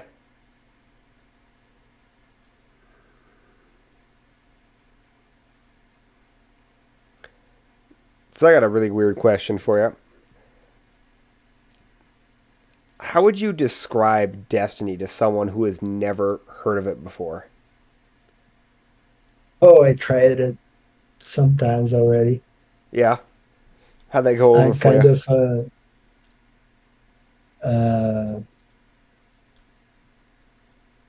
I usually try to. I don't know if it's a prejudice I had, but I think every time I say to someone that Destiny is a first person shooter, people already have another first person shooter. There's a lot of them already. Why would I play Destiny instead of Call of Duty or I don't know, Far Cry or every other or Apex Legends Yeah. and etc. So I always tend to describe it as an MMO RPG with guns. That's a good way to put it. I know it isn't. It isn't an MMO. I mean, it I technically hope can it. be considered an MMO in a way because it is online. There are massive people Yeah, playing. The problem is it's just not massive at the same time. yeah, exactly. Like World of Warcraft, you can walk into a city and have 30 to 40 people at one time spawned Yeah, in. exactly. Whereas in Destiny, you can walk into the same place, you got maybe five or six. So, I hope someday we'll get to that on Destiny. oh, I do agree. I I would don't love to be able to walk into a place and have 40 or 50 guys loaded up. You know, I think it'd be like fun. maybe if we ever have on Destiny 3, I don't think that's in the plans for Bungie. Now, from what I've been read, according to what they said during their showcase in August, they said that that Destiny 3 is pretty much not going to happen. They're just going to make expansions for Destiny 2. Yeah, but maybe that could happen in Destiny 2 as well. If they, I don't think that will be able to happen if they keep on uh, supporting the previous generation. Yeah. I don't think the previous generation could handle that. I think Witch Queen will be the last one supporting the Xbox One and the Oh, PS4. I think Lightfall and the one afterwards will be next gen only. mm, Because I think that's normally what they do. Because that's one reason I never got to do Wrath of the Machine is because I was still on 360, and when they yeah. launched, they were like, yeah, you can't get it on 360. So I got left behind. It's a bit sad that they left behind some consoles, but I see it as a necessary evil. Yeah, Sometimes,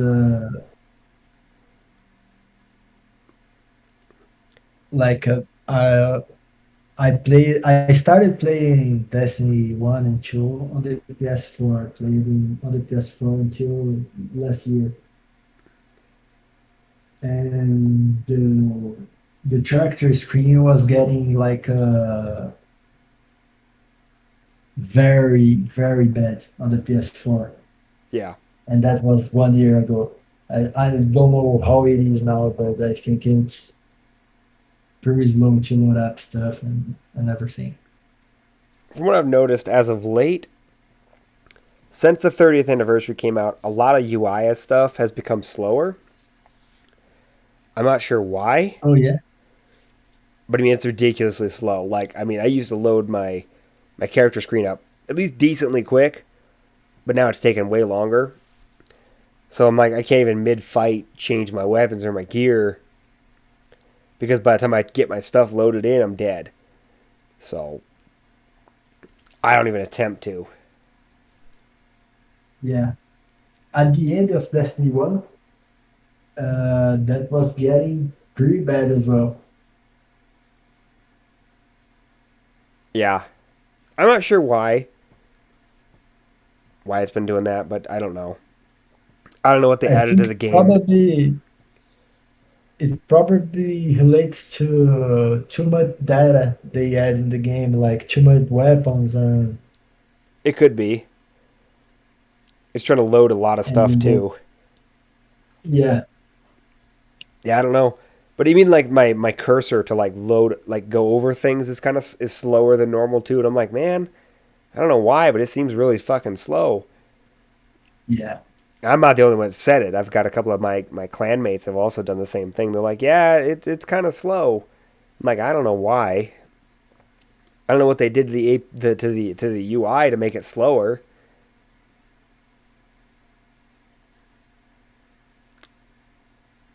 I think what it was is because I remember this. There was a bug, at least on consoles. I noticed it is if I opened up the roster, it would always slow it down for some reason. yeah. And I think they tried to When patch it in the 30th anniversary, but I think they accidentally made it across the board because I've noticed it's really slow. and ended up breaking more stuff. Yep. Yeah. Um, but yeah, usually I describe it like that. I tell them it's like a World of Warcraft with guns in space. Nice. We had one guy that we interviewed on a podcast. He looked right at us and he said, the question is are they a virgin? Because you're gonna get fucked in this game. I'm like, damn, dude, that's a good way to put it, because you will get fucked over real hard in this game sometimes. Yeah, it was just a shock, and it was amazing. I'm like, that's a good way to describe it because, yeah, yeah, it was pretty good. It was funny, but no, I mean, Destiny is kind of a hard game to describe because it fills and checks so many different boxes Yeah, that it's hard to describe because I've never heard of a first person shooter RPG online game, as a looter shooter too. exactly. It's weird. I've heard of RPG looter shooters like got Diablo 3, Diablo 2, you got Borderlands, things like that, but having the online thing, that just throws it off. So, But that's a fun point. The first time I played Destiny, I was, I think, 1 or 2 months away that I played Borderlands.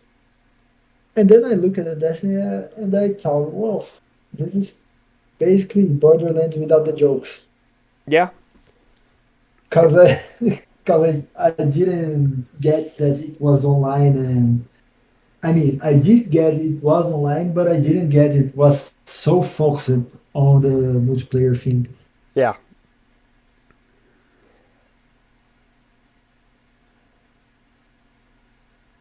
That's another good way to put it. And It's every basically time, Borderlands without jokes. Yeah. Sorry, go ahead, and I didn't mean to cut you off. That was just me thinking out loud. oh no, no problem. Uh, and I see that happen a lot. A lot of people don't get the special characteristic. Sorry, the special traits. I wasn't.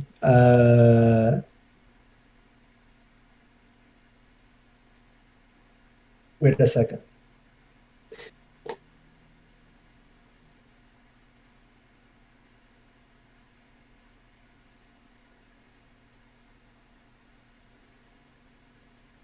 I wasn't getting to say the right word, and I have to trade for another one.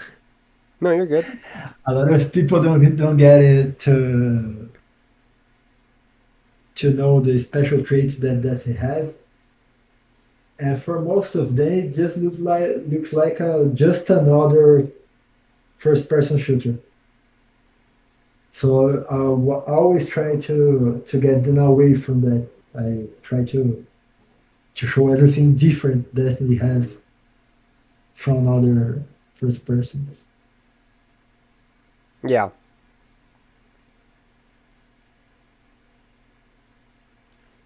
That's the hard part because a lot of other games have come out recently. Like it's weird, but Overwatch. It took what Team Fortress 2 made, which was the team, like, I don't know how to explain it, but operative kind of system where you had these different operatives that did different abilities and things like that. But like Overwatch kind of took that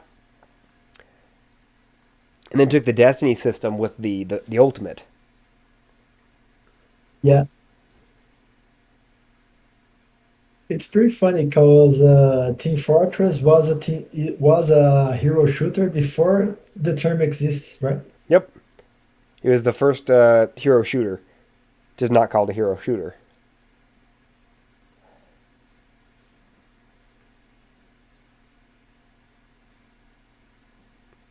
So yeah, it was one of the first.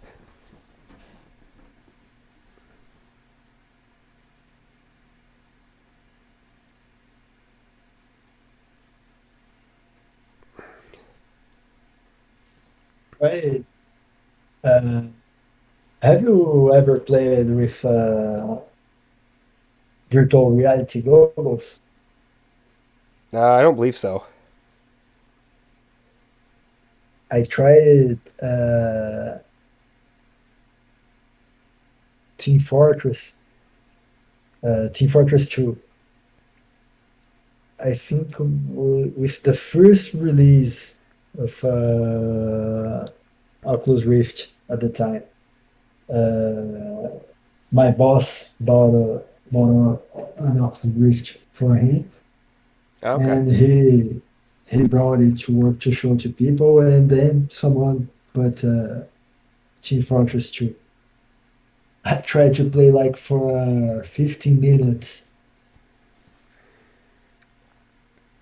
I was I sorry, let me look up the term. No, you're good, man.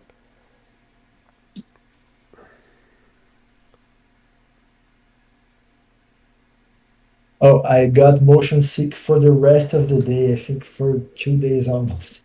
Oh wow. Like I almost threw up as soon as took the Oculus off. I almost threw up. Oh wow.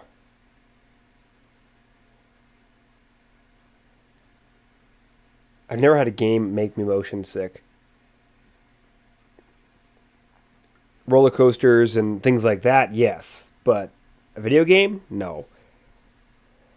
So that's Oh interesting. yeah, but on screen, I never playing on the screen. I never got sick from it.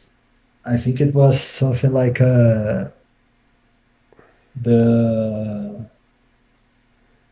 the impression of motion. I think of the Oculus Rift. Yeah. Oh yeah, yeah. The Oculus Rift. Yeah, yeah. I think it's something to do with the VR aspect of it. Seeing the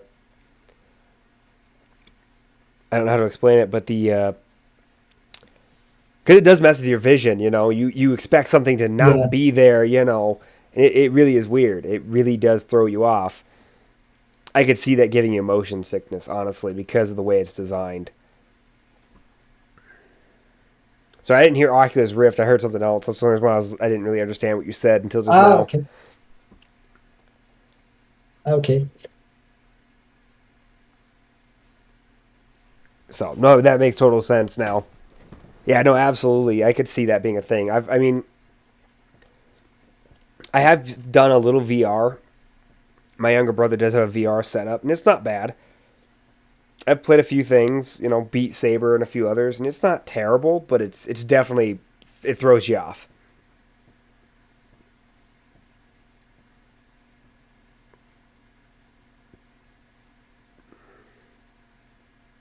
That's cool though.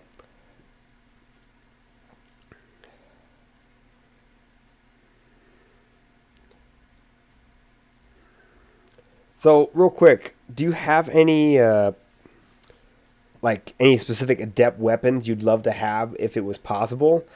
I mean, like in general, like adept weapons that are currently in the game, like a Shadow Price Adept or Fatebringer Time Lost, or even guns that aren't even adept yet, that don't even have an adept version of it.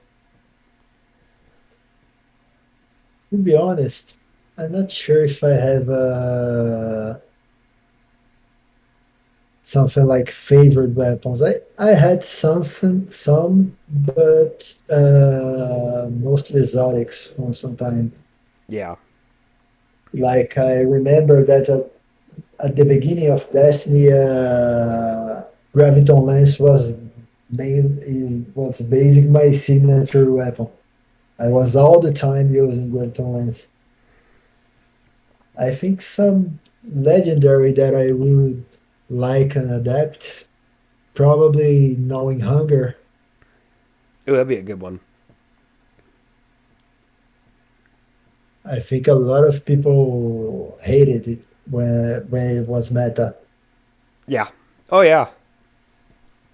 When the auto meta was hated by a lot of people at the time. Yeah, I know. I thought it was funny. I'm like, But man, it's about time they finally get something to shine. yeah, and maybe knowing hunger. Let me think. There was another one. Um,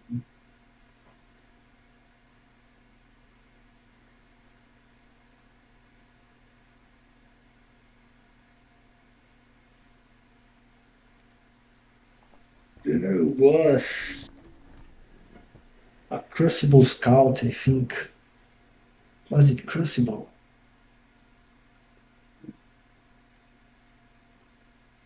Uh,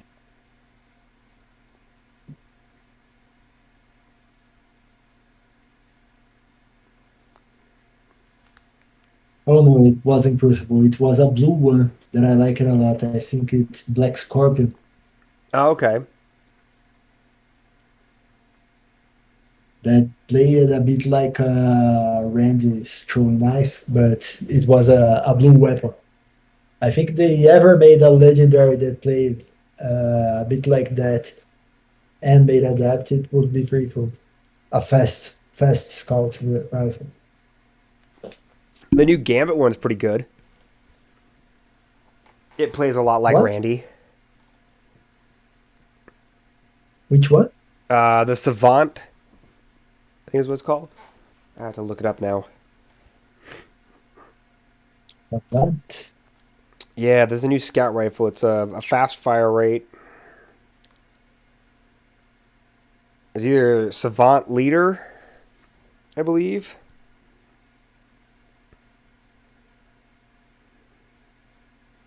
I believe what it was called.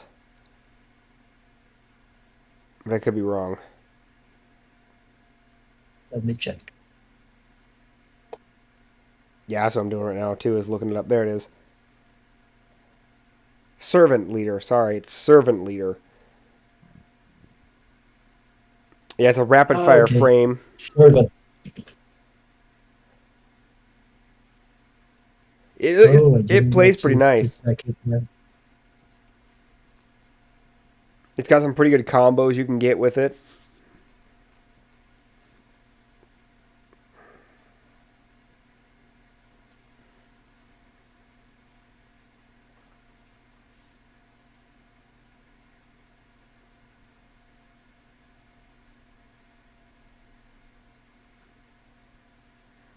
Is it kinetic or energy? Kinetic. Cool. Yeah, it's pretty nice. It is quite a bit. I've got some pretty good, decent rolls. Haven't gotten a ton of it, but I mean, this thing can roll with just about anything. I mean, it's got loot to shoot or shoot to loot, whatever it's called. It's got the rapid hit, the outlaw. It's got kill clip. It's got one for all, multi kill clip. I mean, it's got a lot for it, and it comes in handy, especially since it's already got full auto in it. So it plays just like Randy's.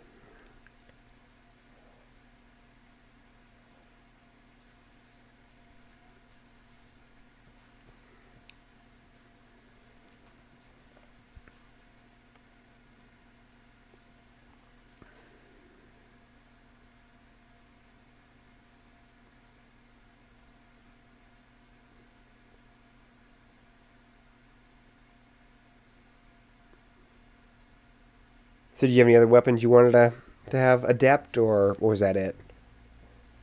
I think that's it. Okay.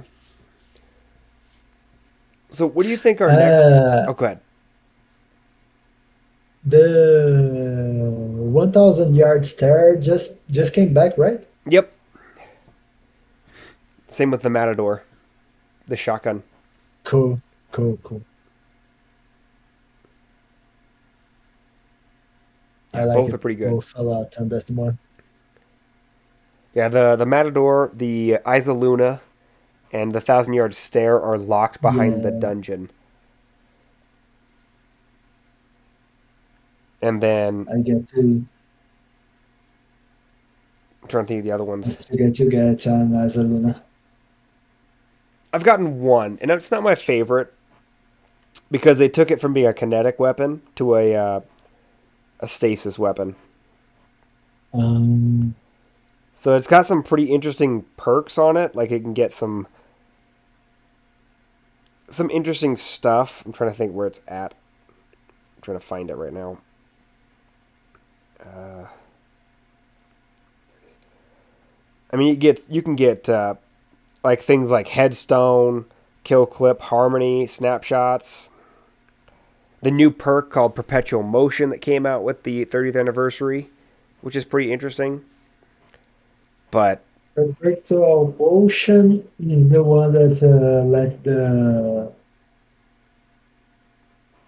It's like a moving target on the steroids, right?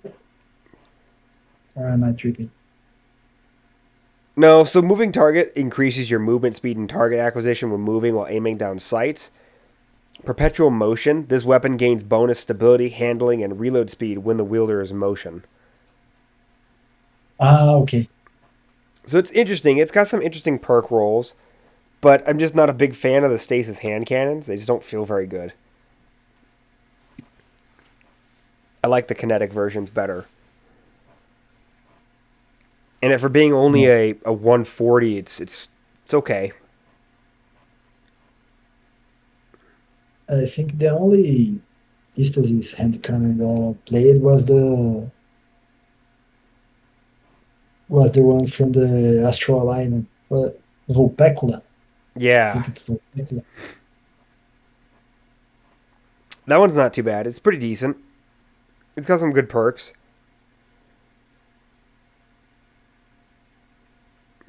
I will say this though, one weapon I do recommend you get is the brand new pulse rifle that came out with the 30th anniversary pack. It's a one of a kind weapon frame, but it's got basically it says customized frame with dramatically increased accuracy, stability, and targeting while firing from the hip. This thing is almost pinpoint dead accurate when hip firing.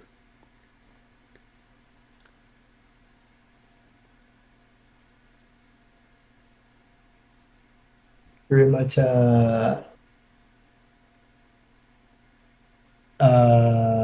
long distance. What was the name?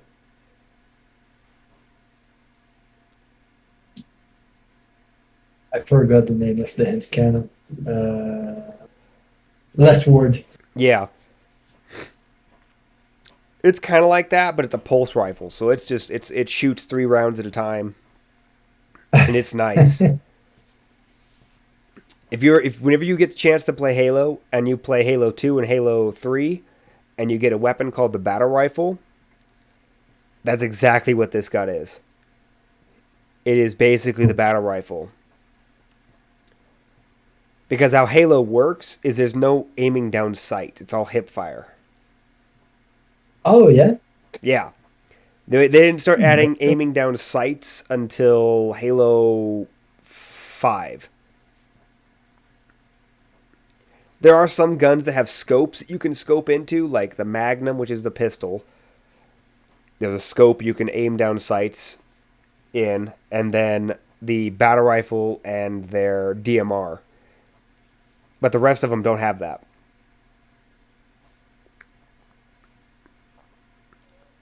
I think maybe the rocket too, because I think the rocket has a lock on. But there's a few other weapons that have stuff like that, but it's very few that have that option. Yeah, the battle rifle is basically a 3-shot weapon, and it's with it being hip fire, it was pretty much pinpoint accurate. You didn't have to aim down the sights to see anything. You could shoot from across the map with that and be able to get your target. Oh, It's that good. So they brought that into Destiny 2 with that gun. there is a lot of, not a lot, but there are some new Halo weapons in Destiny right now, right? Yes, they brought back something. They brought their first legendary trace rifle, which is a reminiscent of a Halo Reach sniper rifle that basically worked on the same principle. It shot a straight beam that you would just hold down the trigger and it would just continue to fire. But it was a sniper rifle. And then they brought the new exotic sidearm, the Forerunner, is the Halo 1 pistol.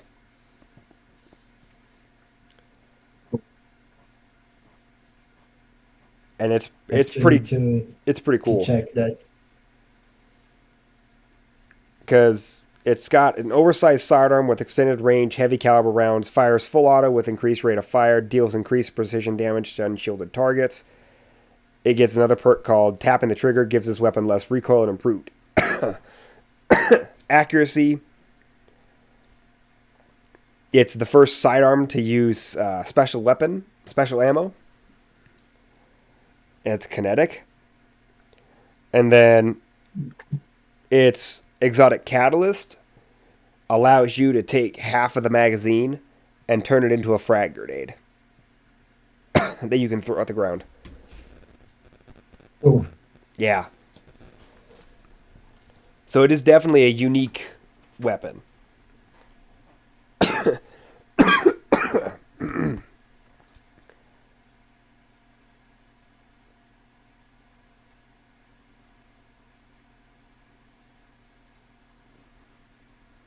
So yeah, they brought quite a few Halo weapons into the game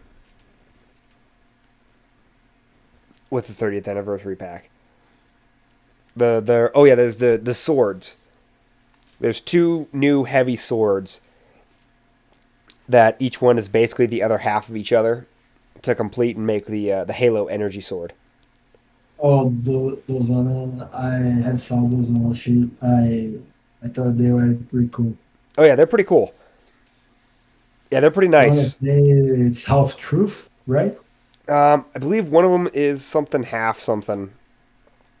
I don't know if it's half truth or not. Half truth and the other half. Yeah, half truth and the other half. Yep. And they're not bad. The one perk I really want for the new sword is the Eager Edge. It increases your sword lunge distance immediately after switching to this weapon. And it's pretty powerful. They brought back sword skating with that. Oh yeah, I saw a video of someone doing short skating, and it was like much faster than Oh, it yeah. was with the universal line.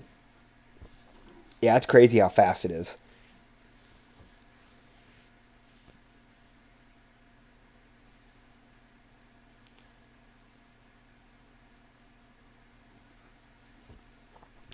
So, what do you think our next darkness based subclass will be?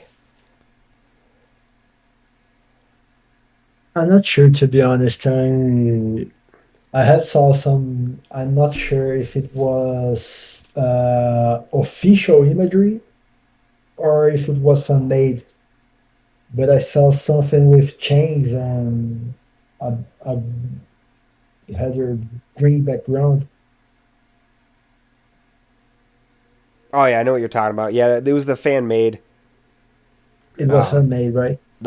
yeah, they called it the corrupted subclass. I think is what they called it. Oh, Yeah, it was basically what they thought Witch Queen would drop with, which was like a corruption based, kind of like what the Thorn does, and with necrotic grips and stuff. hmm, That's what they kind thought it of was going to be. poison, right? Pretty much, yeah, poison subclass.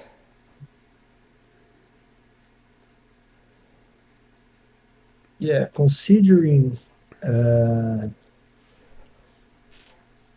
that Eastasis is basically uh, Eastasis is not the opposite of solar because Eastasis itself doesn't have nothing to do with ice. Yeah, It's mostly like the absence of movement, right? pretty much, yeah. Absence of movement is what I'd say. Uh, I think they're probably gonna gravitate towards that. I think they're gonna use absence of stuff, right? Like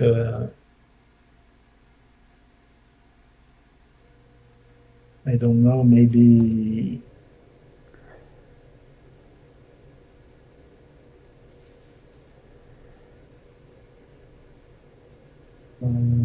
maybe decay. I'm not sure. Decay will fall into poison as well, I think. Yeah, Uh,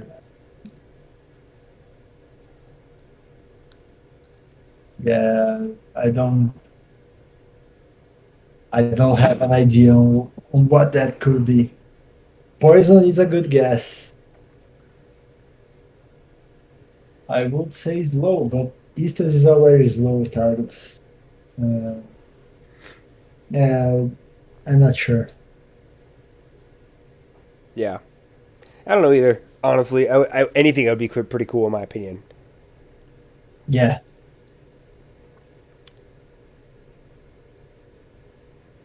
So here's a really interesting question for you. So what's up with the gamer tag? Oh, I uh, I had a roommate that we used it to play Street Fighter. I think it was Street Fighter 4 or Street Fighter Cross Tekken. I don't remember exactly which one it was at the time. We played a lot of both, Okay. but I don't remember why I had to change my gamer tag. I think I had to create a new PlayStation account for some reason. I don't remember exactly why. Probably because I had, I think, a Brazilian account and I wanted a US account. Ah, okay. I think probably because PlayStation Plus wasn't available in Brazil at the time. Uh, and we played Street Fighter almost daily, a lot, like 3 to 4 hours daily. Oh wow. And he was a bit of he was very good at it. He even played at championships, etc. And I was never very really good. He trained, studied frame skips and everything, and I was never very really good at it. But every now and then I managed to beat him. Oh wow. And there was something he had. every time I beat him, he complained about I throwing up shoryukens. I made it can on Street Fighter, and Okay. he complained about me throwing up shoryukens. Uh, as soon as I get up, he uh, what's the word? Wait a second.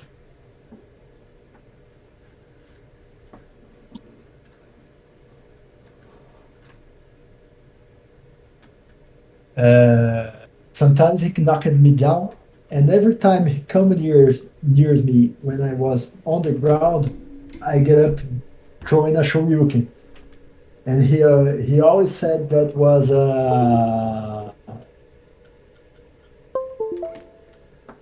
like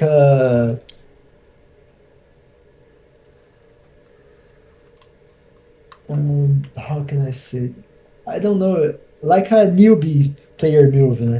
Uh, he always said that was like a newbie player move. Okay. But every time he got caught in that. And every time he said that, I make fun of him, like, "Oh, you train that a lot, and you get caught in that newbie player move." And then it was like something to mock him at the time, as my name is João, Okay. and João is a nickname for that, like the João in the start of John Ryuken. Okay. So I took my name and mix with the game move. Nice. It's like a joke we had back in the time. That's always cool when you kind of get that kind of stuff, man.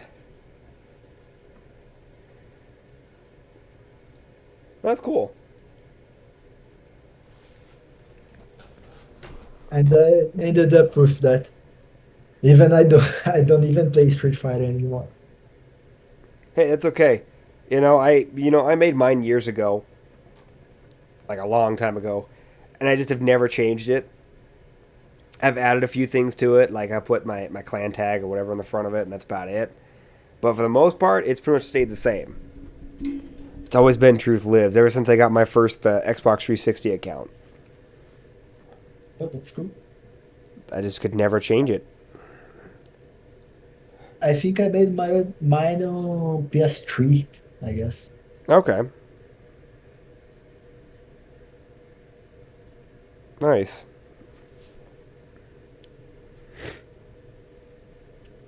So I have one last question for you, real quick. That somebody asked me to ask you real quick. And this is a couple hours ago, but we got busy on another topic, so we just never got asked. But he wanted to know how big was the transmog system to you when it came out.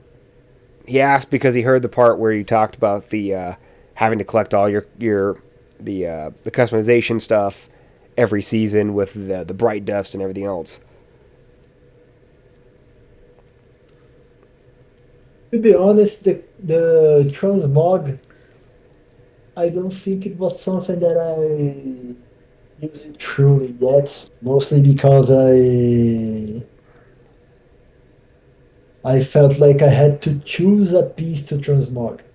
Yeah, So, and then I got very undecided on that.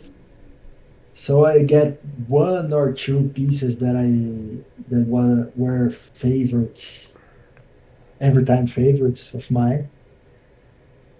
But the system itself, it was pretty cool because I got to use a lot of stuff that wasn't possible before. yeah, But not the transmog itself, but the ornament system was a big improvement as yeah, well. Because before, I don't remember when it became a thing, but before that we had to get armor from Eververse and use it the way it was. Normally, armor from Eververse was always bad stat armor. Yeah, usually, yeah.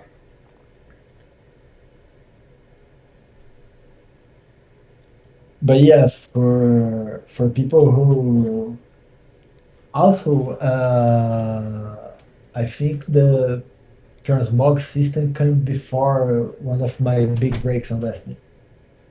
So I didn't get to use it that much as it requires some grind to get new options.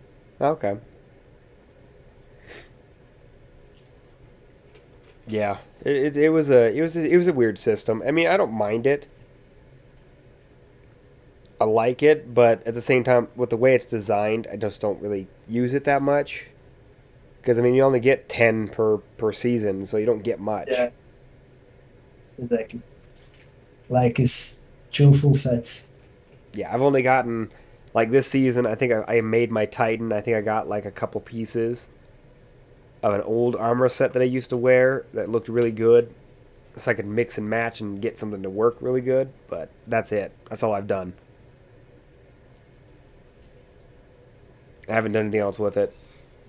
During Season of the Splicer, when I got my free 10 extra bonus ones or whatever for doing the whole seasonal stuff, I didn't even use them all. Yeah. I still have them all, pretty much. One I will probably get into transmog is the ninja mask from this season armor. Oh yeah, I probably will get the dungeon armor this season. The Dendron armor is beautiful as well. Oh yeah, yeah. The marathon set is an ornament set that's guaranteed to drop. The sweatwear, Yeah. the streetwear is what they call it, or whatever. That's free. You get that automatically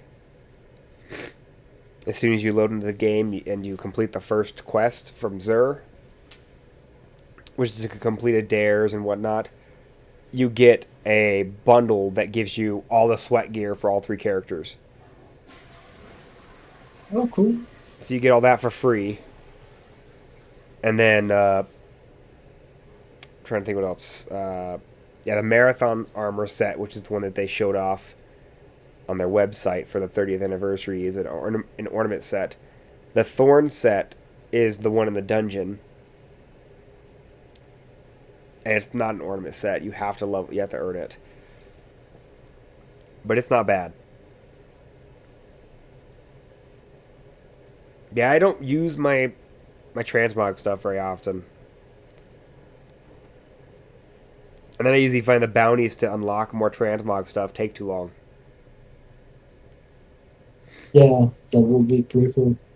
I'm not sure, to be honest, if they would manage to make that friendly without making it Too easy? not exactly too easy would be the problem. I think the problem would be not scarce. I think like should Destiny be an infinite game like it is? It depends on scarcity. You can't if you have everything, you don't have anything to chase anymore. Yeah. So if they make it uh, easy enough so you can make all your all the armor you ever got transmog, maybe no one would care anymore about the transmog system True. or the.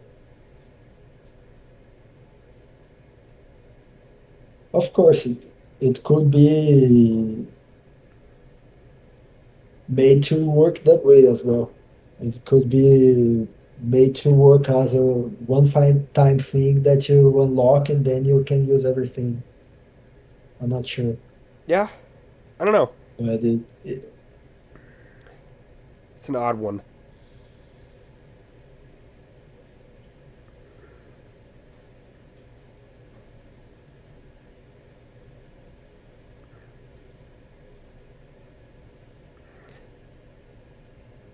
Huh. Well, cool, man. Appreciate you staying as long as you have, man. That's insane. Thanks for talking with me and hanging out, man. That's awesome. thank you, man. Yeah, thanks for telling us a little bit about yourself and your app and everything else. I know it's awesome.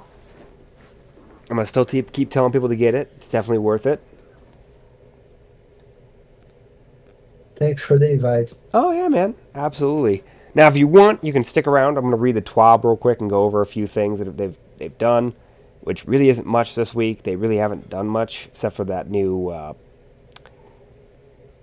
patch. But for the most part, they're pretty much done for Destiny content until next year. So, Yeah. but you're welcome to stick around and let me read this, and you can listen in or Okay. however you want. You can even add some stuff in here and throw some stuff out at you if you want. For But sure. there really isn't much to go over. Like this was published yesterday, but this is the This Week at Bungie. It said, late last week, an article posted by IGN reported on stories and experiences from several current and former employees here at Bungie. Our CEO, Pete Parsons, responded to the contents that were shared within the article and laid out the significant changes we've made and areas in which we will continue to improve. We know we are nowhere near where we want to be, but we are committed to continuing working towards diversity, equality, and inclusion in our studio and the community at large. We believe that an inclusive and diverse team that prioritizes work and life harmony will make Bungie the best studio it can be. As we celebrate 30 years of creating worlds that inspire friendships, wow, I can't even get words to speak, it is also important to recognize and own our mistakes. Any good we've done can't be leveraged to explain away or justify the people who we hurt by inaction. We will learn from our past, not brush it aside. We have to do and be better. Thank you to all the brave individuals who helped shed light on these instances of mistreatment since the publishing of the IGN article. We have heard additional stories of poor experiences at Bungie. We intend to investigate all future incidences should new information come to light. Thank you for your support for the past 30 years. Here is to 30 more years. So that was interesting. You got anything to add to that, or? I find Bungie approach to that subject very very nice. They hardly try to avoid the the subject itself. They usually prefer uh, to admit their mistakes and get better on what they did wrong. Oh yeah, absolutely. I mean, they as soon as that article came out, within a couple hours, he had the CEO had written an article and posted it, like a couple hours later, talking about Yeah, what they've done to fix things and what they're working on doing, and that that they did make a mistake. They didn't mean to do this. This shouldn't have happened on their watch. But he's trying to fix it. And that's cool. You know, it's better than most other studios that I've seen that have had the same issue. yeah, Activision just brushes it off, and they're getting sued by the state of California for it. yeah. So Blizzard had a suicide, wasn't it? If I'm not mistaken, I believe because so. Yeah, yeah, it's insane. I know Activision is being hit hard right now because of some yeah, stuff. So it's good to see that kind of stuff. and I think at every big company, it's kind of impossible to bring that number to a zero. Oh yeah, I mean Uh, it's nearly impossible because you can't factor in the human factor. You know, Exactly. And you, there are some people in this world that have a really good face and can talk really well and get through job interviews and then be a totally different person behind closed doors. yeah, You know, and you'll never find that out until 2 or 5 years later. You know, so exactly. it's one of those things. You can never make it zero.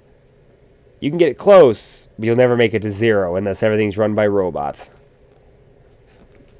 Yeah, but it is also very important uh, that companies accept that they can't get it to zero, but they need to make it visible when it happens. Yep, absolutely. And they just need to admit that, hey, we messed up. Sorry, we couldn't do it. Exactly. You know, this happened and we weren't able to fix it right away. You know, I don't know.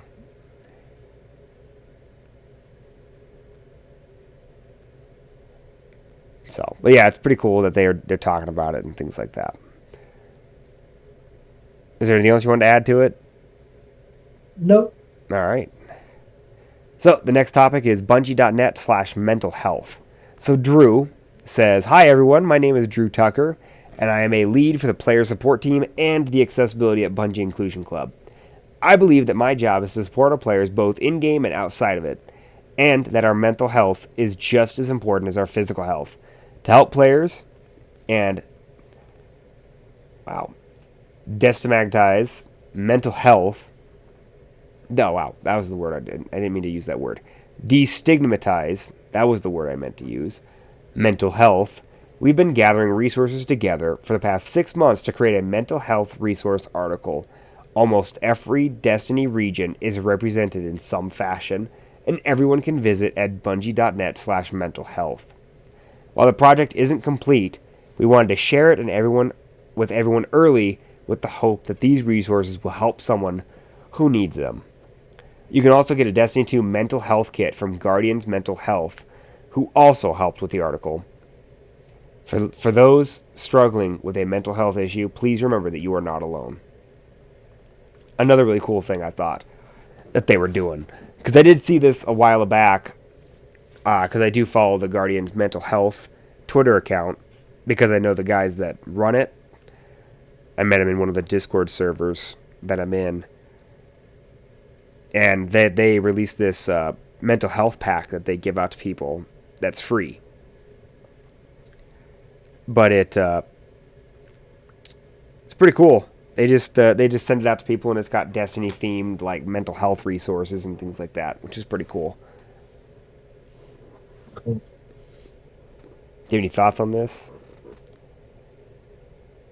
No. No? Okay.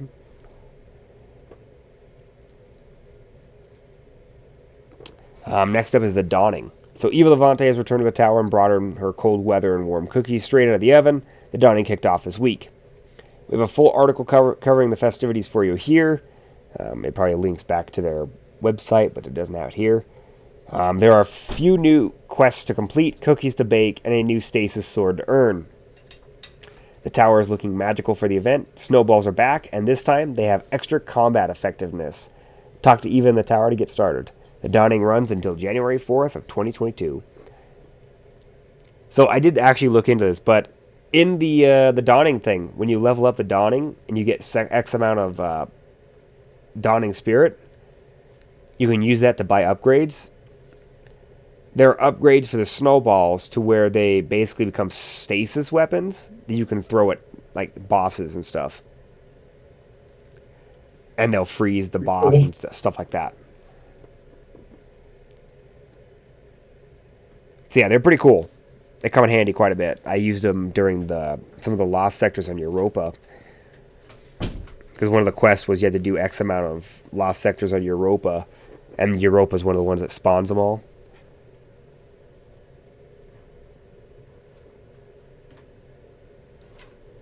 So so it was pretty cool to use them in the actual lost sector. They actually did some pretty decent damage at help me slow down some targets and bosses and things like that. So it's pretty cool. But there's some upgrades you can get from Eva that increase the effectiveness of the snowball. Cool. There's also some other upgrades you can get that allow some of the dawning weapons, like the Cold Front SMG, the Glaciocasm fusion rifle, and the sword. I can't remember what it's called. I think it's the Zephyr or something like that. Zephyr. Yeah. It you can get two upgrades that allow you to get 2 extra perks in the last two slots. So it becomes like a time lost weapon with the 4 perks at the end. One to swap on both sides, which is pretty cool. So I was like, this is gonna be an interesting dawning. I'm gonna level up my dawning to do that, so I can start getting some of those weapons, because I want to get one of those Glaciocasms, because they've got this new perk roll for it this year.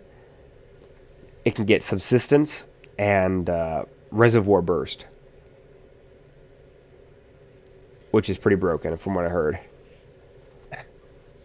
I So. still need to publish the new roles for the app that the creators of Little Light made, Ah, okay. including the Christmas weapons. I haven't noticed anything, but man, it's yeah. That's cool.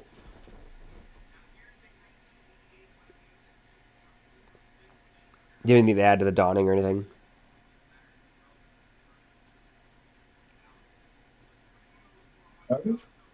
Do you have anything you want to add to this topic real quick on the Oh dawning? no, No? Okay. no. So Prime Gaming's back. This month you can grab the Queenbreaker exotic weapon with the Kingmaker exotic ornament for it, the Quality Cut exotic ship, and the October Dash legendary sparrow. So that's pretty cool. You got anything to add to that?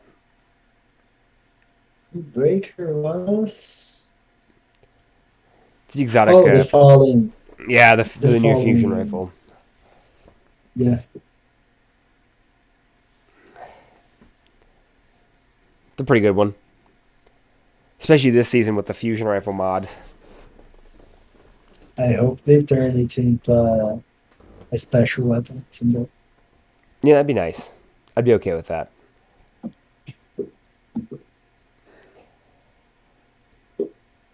I think a lot of people doesn't use it mostly because there's a lot of heavy linear fusion rifles better than it. Yep. Well, my thing is I think it's interesting. I was going to go ahead. What? Go ahead. I think it's pretty cool. It's a pretty cool weapon, but it's not very used mostly because it's not. There's better linear fusion rifles than it.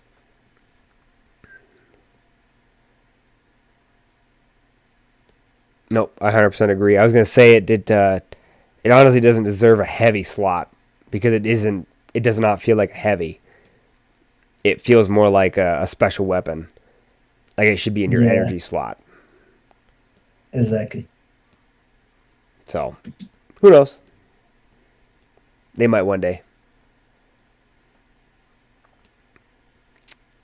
So next up is, it says Grandma got run over by a sparrow. So let's give a round of applause for the player support team. They do a wonderful job of tracking issues and creating important guides with the info you need.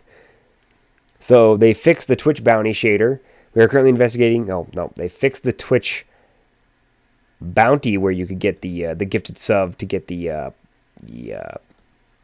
emblem, but they haven't fixed the shader portion of it. So don't worry about don't gift a sub to anybody right now.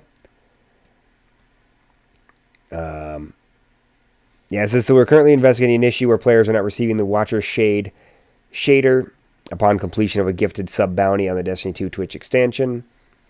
Players who did not receive the shader, along with their other bounty rewards, will be able to acquire the shader from Amanda Holiday once this issue is resolved in a future update.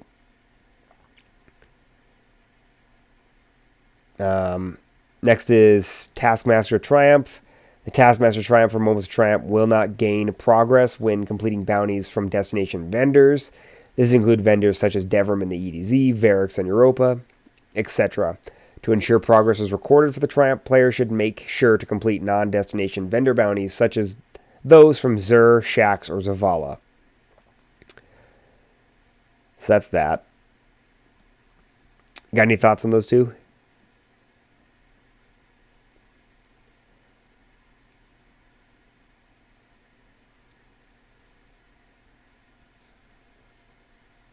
I didn't understand. Is this a bug Yeah, those are bugs. or is it intended?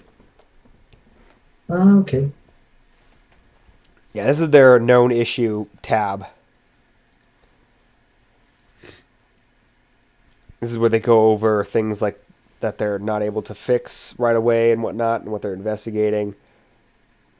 Like they talk about on Thursday, they were able to include a hotfix, which players can now reclaim the strange key from Zur if it's deleted. The Paracausal Prize Triumph will now correctly unlock for players who earn the Forerunner exotic weapon, and players who lost their sweatwear bundles due to a full inventory can now reclaim them from Zur. And then they have a known issues list here, like this one was just fixed today, but it's the Challengers Proving 5 quest. May no longer unlock for players after completing Challengers Proving 4. They just fixed that today, and it is unlocking now. The Poison Wing Spread ornament for Lamanarch has an arrow permanently knocked while stowed. We're investigating reports of slow menu and UI load times. Rally flags do not fully fill up their Tier 1 and Tier 2 superbars. Data pads may no longer be available to be scanned and presage. We're investigating reports of random crashing on the PlayStation platform. And there's more, but they're like, just go to their website under their help article to find out.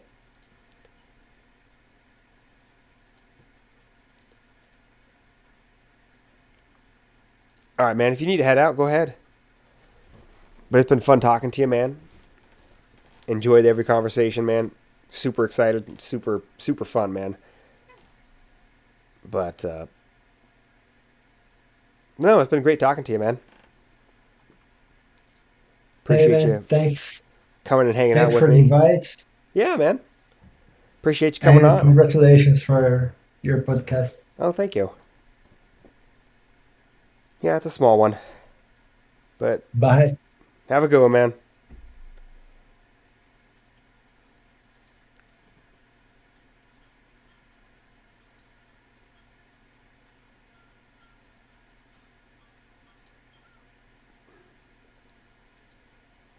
Sorry, guys. Let me fix this real quick.